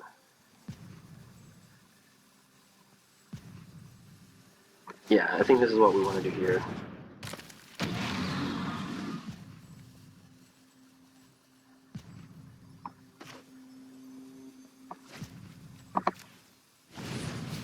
Tap his creature. Okay, then we just want to attack for 7. That's all we can do for right now. But getting cards out of our hand is crucial. Very good matchup. I'm actually glad we play this. So this is, guys, another formulation that you can do. Folio of Fancies, really good in limited. Very good limited cards. Standard's kind of weak. This guy right here, he can discard a card, draw a card, so he can kind of, you know, if he doesn't like what he sees, he needs a blocker. He can kind of, you know, he can tap a creature with this right here, spinning wheel. Guys, I like to also I like to do this to help you guys out. So even if, like, say we lose, there's a chance we could lose. We have 13 cards in our deck. So he could mill us for 4. He's going to draw 4 cards off into the story. And it's a really good card. Good for standard, by the way. The spell costs 3 less to cast if an opponent has 7 or more cards in their graveyard, which we sure enough do. We draw 4 cards. So for 4 mana. And I'm surprised he did not mill us right there.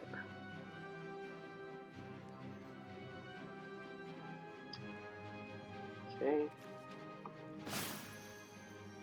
So we are going to pay the adamant cost.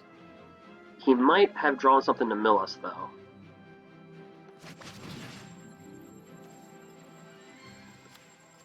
We're going to fight that.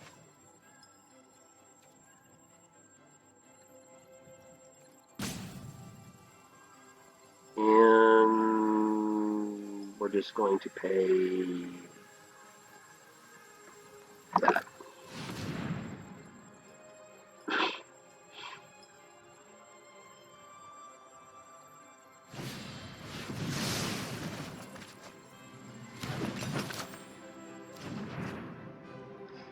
Alright, so you return that to our hand.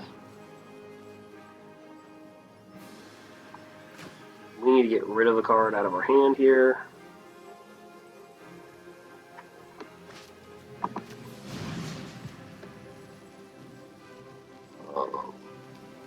Yeah, we just need to get cards out of our hand, and then we just need to attack.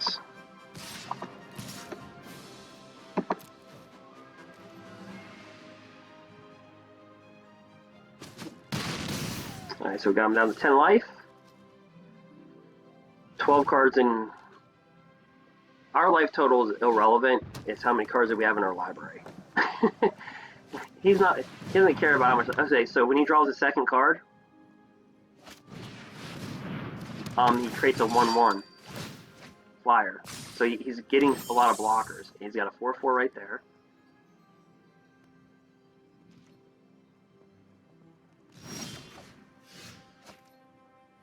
So pretty good. Alright.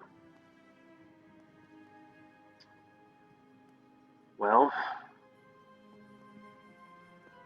I wish I would have put the 2+1 counters on that guy.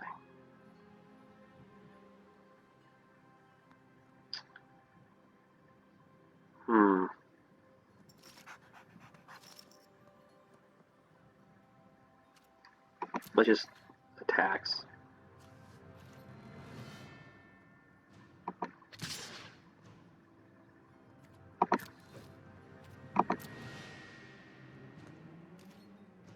He could double block this. Now he's just going to take the 1/1. Because he can get a bunch of 1/1s.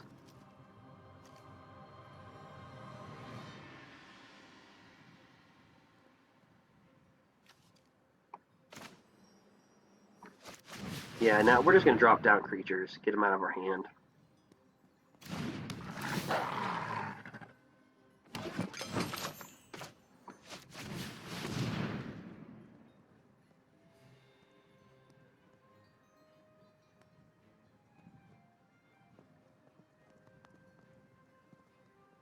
I think he's going to be able to pull this off. So look at the combo that he has, right? So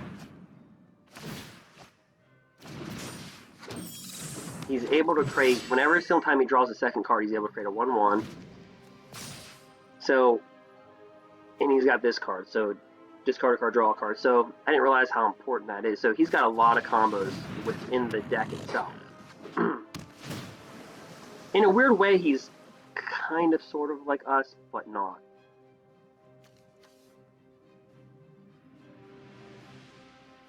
He's putting this on top of his library, deals 3 damage to target creature or planeswalker.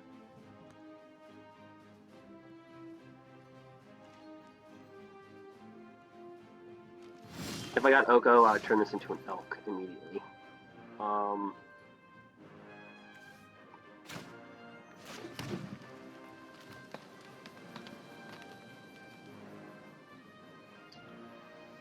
Huh.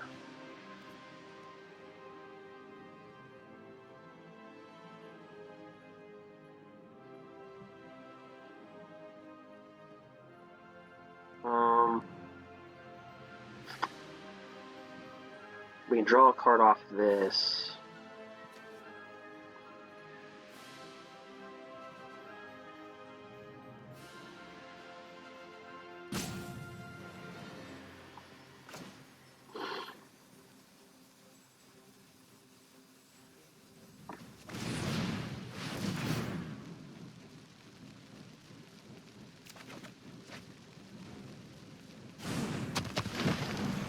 We did draw into a land. Alright, so.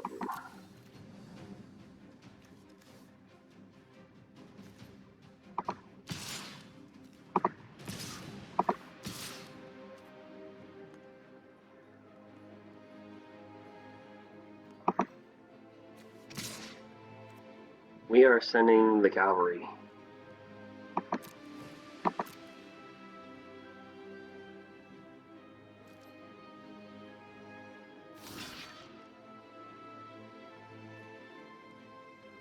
And then he can discard a card, draw a card, create a 1/1.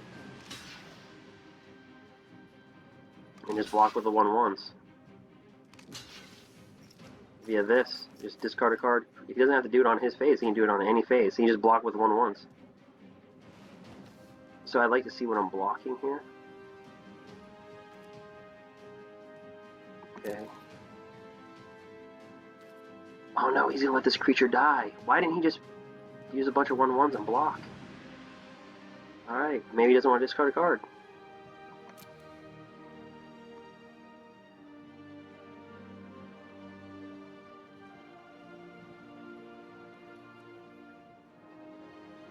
We have 9 cards in our library.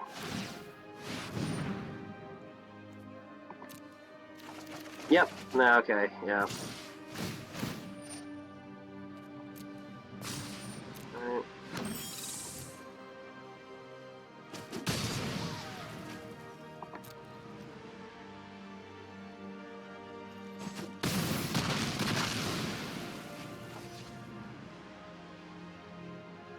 Alright, so we need to get cards out of our hand like tomorrow. Nope, and it auto tapped the wrong thing. We should have tapped for blue because we have this in our hand for green. Alright.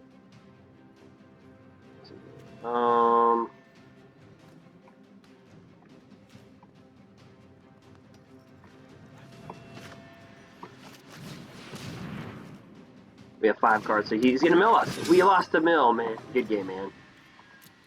I'm not gonna quit. I'm gonna let him do it. Nice. Just do it, man. Sweet. Mill wins. Good game, brother. Alright. Hey, Mill beats Oko. Get to the title of the video. Alright, we're 5-2. See how auto pay is not paying off though? Alright. Well, we get our shillings back. It's far beyond what I thought our deck was going to be able to do. But you notice our curve was 3.1, and I always say this about Eldraine Drafts. If you're below 2.6, it's not good. Because Eldraine, with the adventure spells, the creatures are more beefier, the interactions are more beefier, and if you, like in M20, or War of the Spark.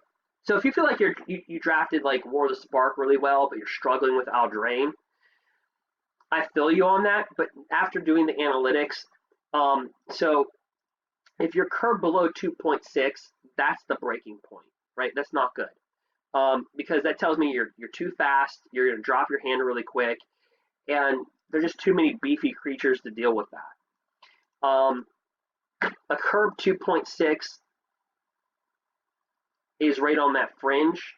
I think at 2.8 is about perfect. We're a 3.1, but our 3.1 is a little different because our beefy creatures are ones that cost 6. We can fetch for land with 3 mana. We can pay 4 and put 2+1/+1 counters on target creature. So our curve looks bigger than what it actually is. We're more curved at like a 2.7, 2.6 if you take out. But so the adventure spells on our particular creatures really make our curve look artificially increased. But yeah, so let's see if we go 6-2. I think if we go 6-2 with this deck, I think that's double than the expectation I ever thought it would get. So hopefully we can get 7 wins, 6 or 7. So we're shooting for 6. So that means we are in game 9. No, game 8. 5-2. Our opponent goes first. Double Ginger Brute. And see why you don't want your curve to be really high? You'll dump your hand and just lose everything. So we're going to keep, just because we have 3 mana. Going first, though, would have been huge for us. Okay. So we're going to have to Ginger Brute him to death. Seriously, though, are you guys making a gingerbread house? Tell me in the comment section below. Ooh, double Brute.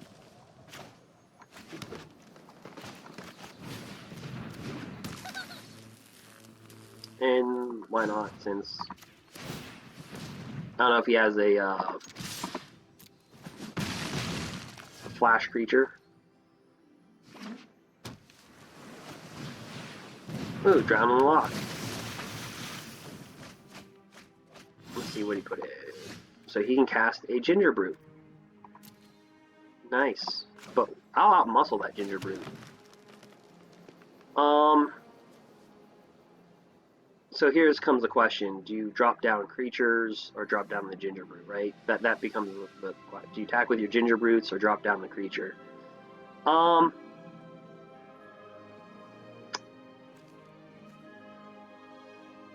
He might choose to cast the Ginger Brute. He's got a 1/2.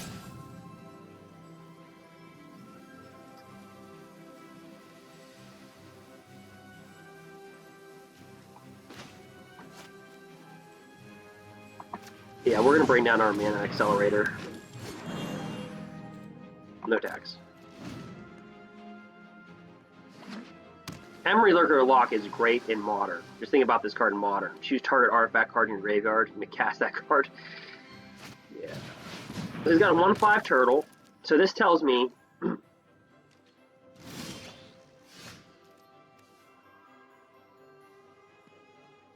alright. So we can out-muscle this thing. So we're gonna drop this right here.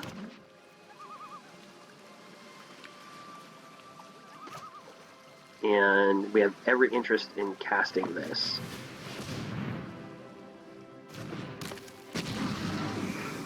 He could grab a Ginger Brute from his graveyard and put it on the battlefield.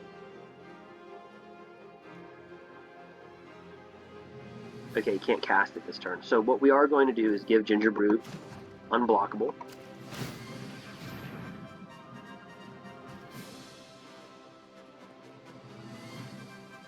We're going to choose to attack with that Ginger Brute.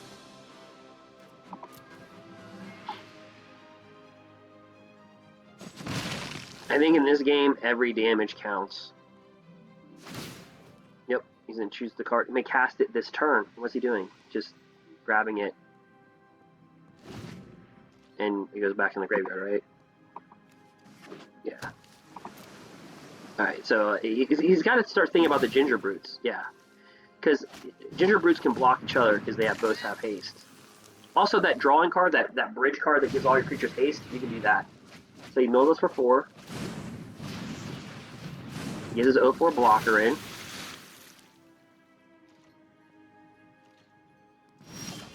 Here's the problem, right? We have out muscle, so what we're gonna do is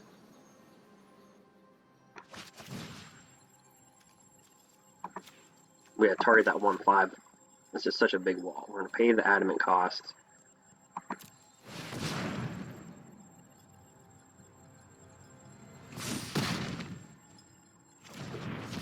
I really want to give the Ginger Brute that, but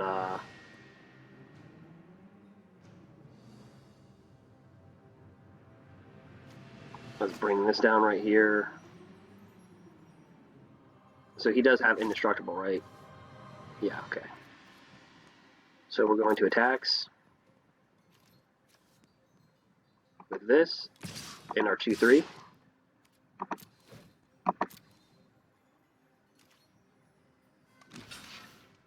So he's going to block with the Ginger Brute, and he can always recast that next turn. Ooh, so you can keep on gaining 3 life. Okay, nice little combo there. So you can see that with Emery.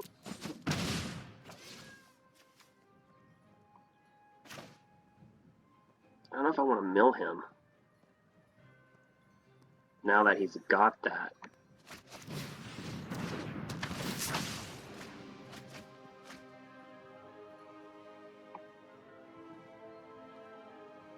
You know what?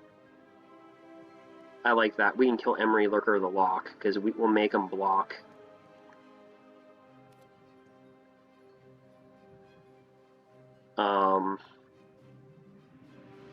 Yeah, I really like that setup, so we're not going to touch our top.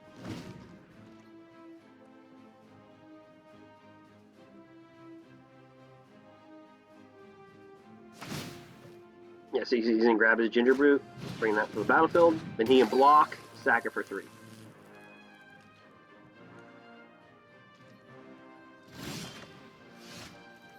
Alright.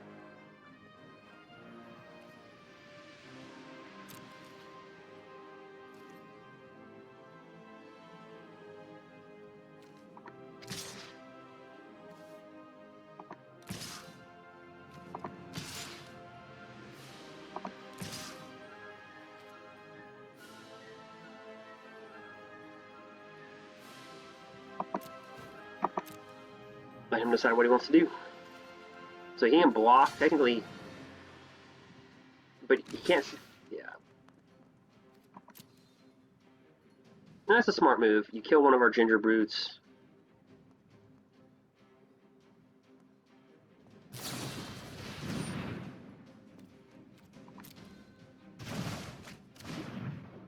It's always a good card.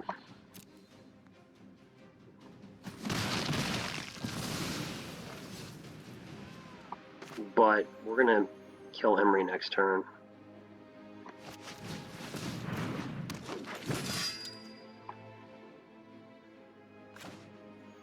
And we're gonna run a Death Toucher. So that's what we're gonna do. This is really good. Sacrifice a food. Technically he is a food. And we'll just kill Emery.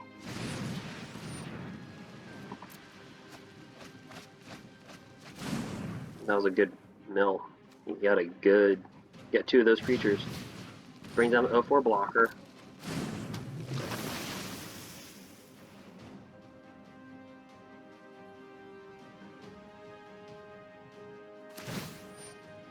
Yep.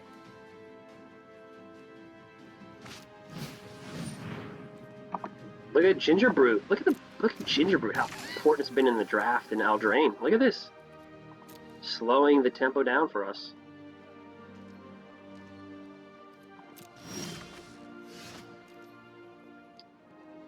Okay, so we have 1, 2, 3, 4, 5, 6 mana. Here's what we're going to do. Remove the combat.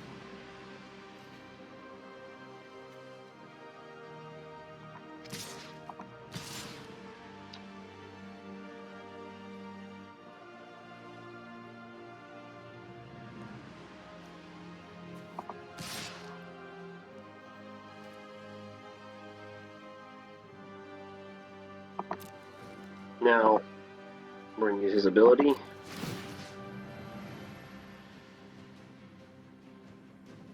Wait, he won't be able to block. Will he? Now, if he keeps on tapping him, I wonder how that works. And we can't have him block if he's tapped. Cancel. It's not going to work.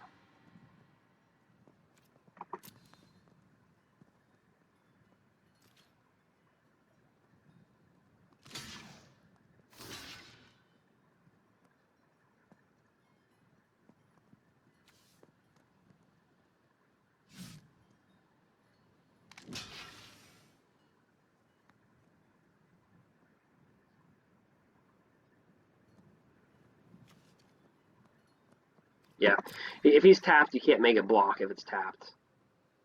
So my idea that I had in my head didn't quite pan out.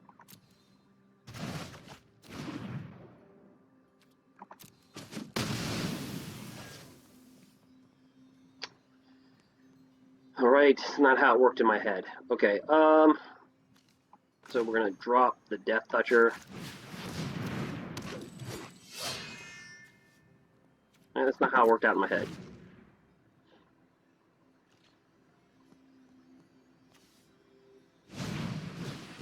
He's in mills for 4. I hate to say this, we could use Oko. Really bad.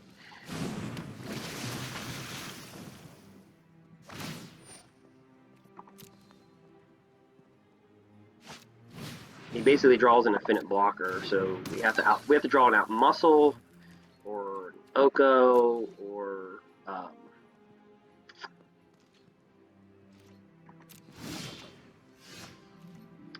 Beanstalk's pretty good too.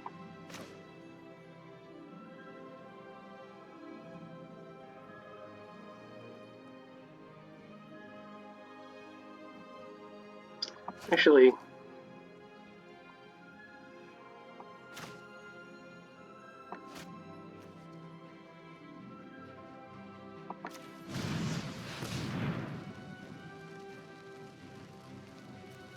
search your library for.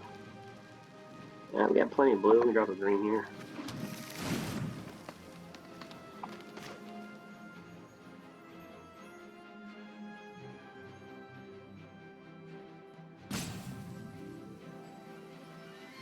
We're going to drop a Beanstalk Giant on.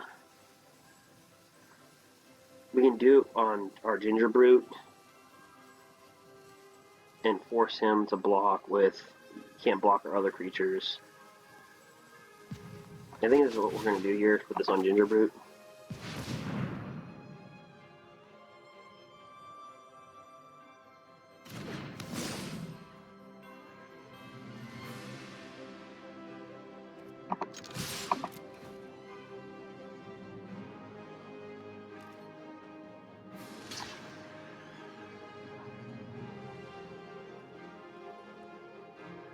Don't tell me he has another return card.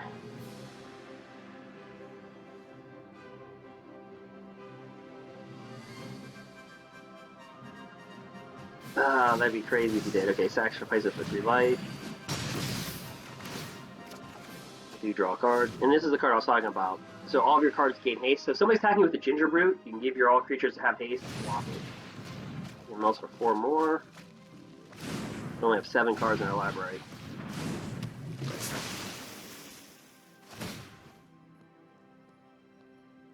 So Mill is beating Oko. Or died in the Mill. It's because he's got a recurring blocker, and unfortunately, yeah.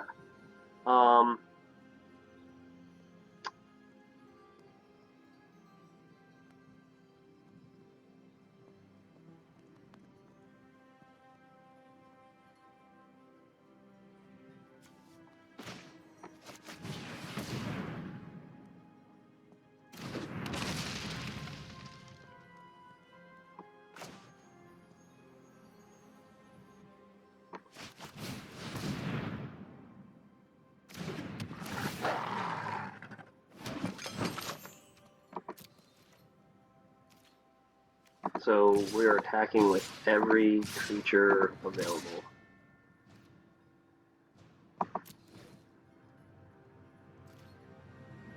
See, having that recurring blocker, and we just couldn't get anything to outmuscle the Emery Lurker of the Loch, right?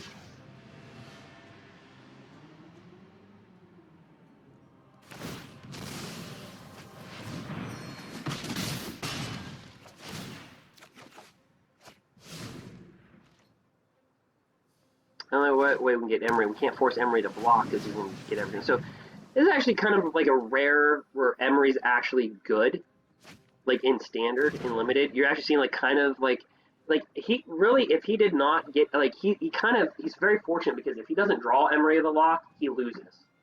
Like it's for him, it's like Emery of the Loch or nothing, because his deck is just, if he doesn't have that recurring blocker and gain 3 life every turn, the game just is gone. I don't even know how he's in it. So unlike our last mill opponent, he is heavily. Our last mill opponent had an array of, had a lot of mechanics to win. He's relying completely on Emery. So, I mean,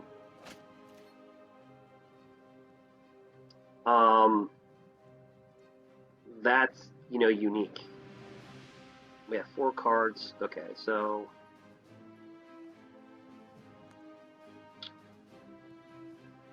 all right.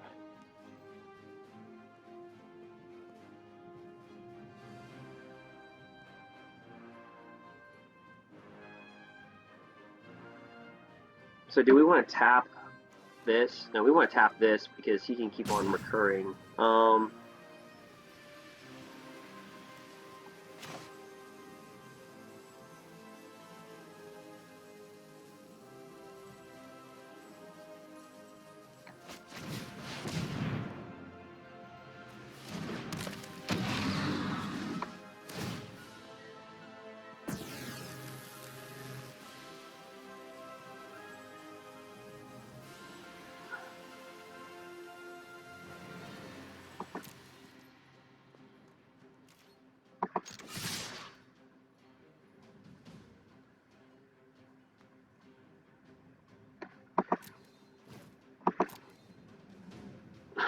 And we're going to tap his Emery, the Lurker of the Loch.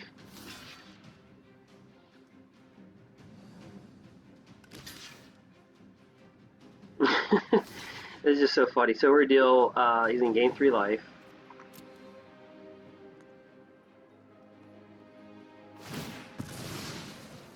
Yeah, that being able to gain 3 life and have a recurring blocker every turn is just huge. He's gained so much life. I wonder how much life he's gained.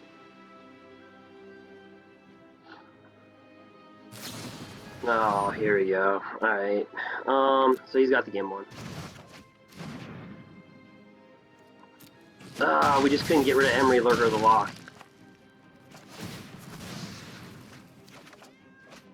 Yeah, we can't even draw an out muscle, right?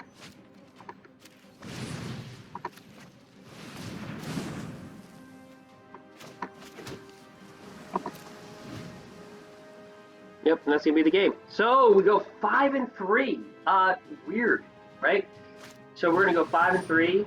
I just don't know why it's not anyway. So he can mill us.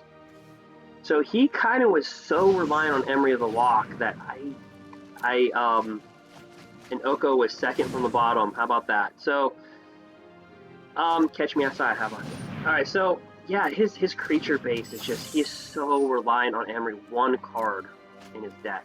That'd be like us just relied on Oko, like that's it.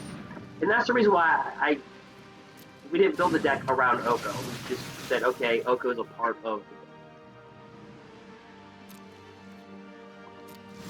So we're done. Good game. We finished 5-3, so better than what I expected, but for going 5-1, that was pretty bad. So we had trouble with mill. That's okay, guys.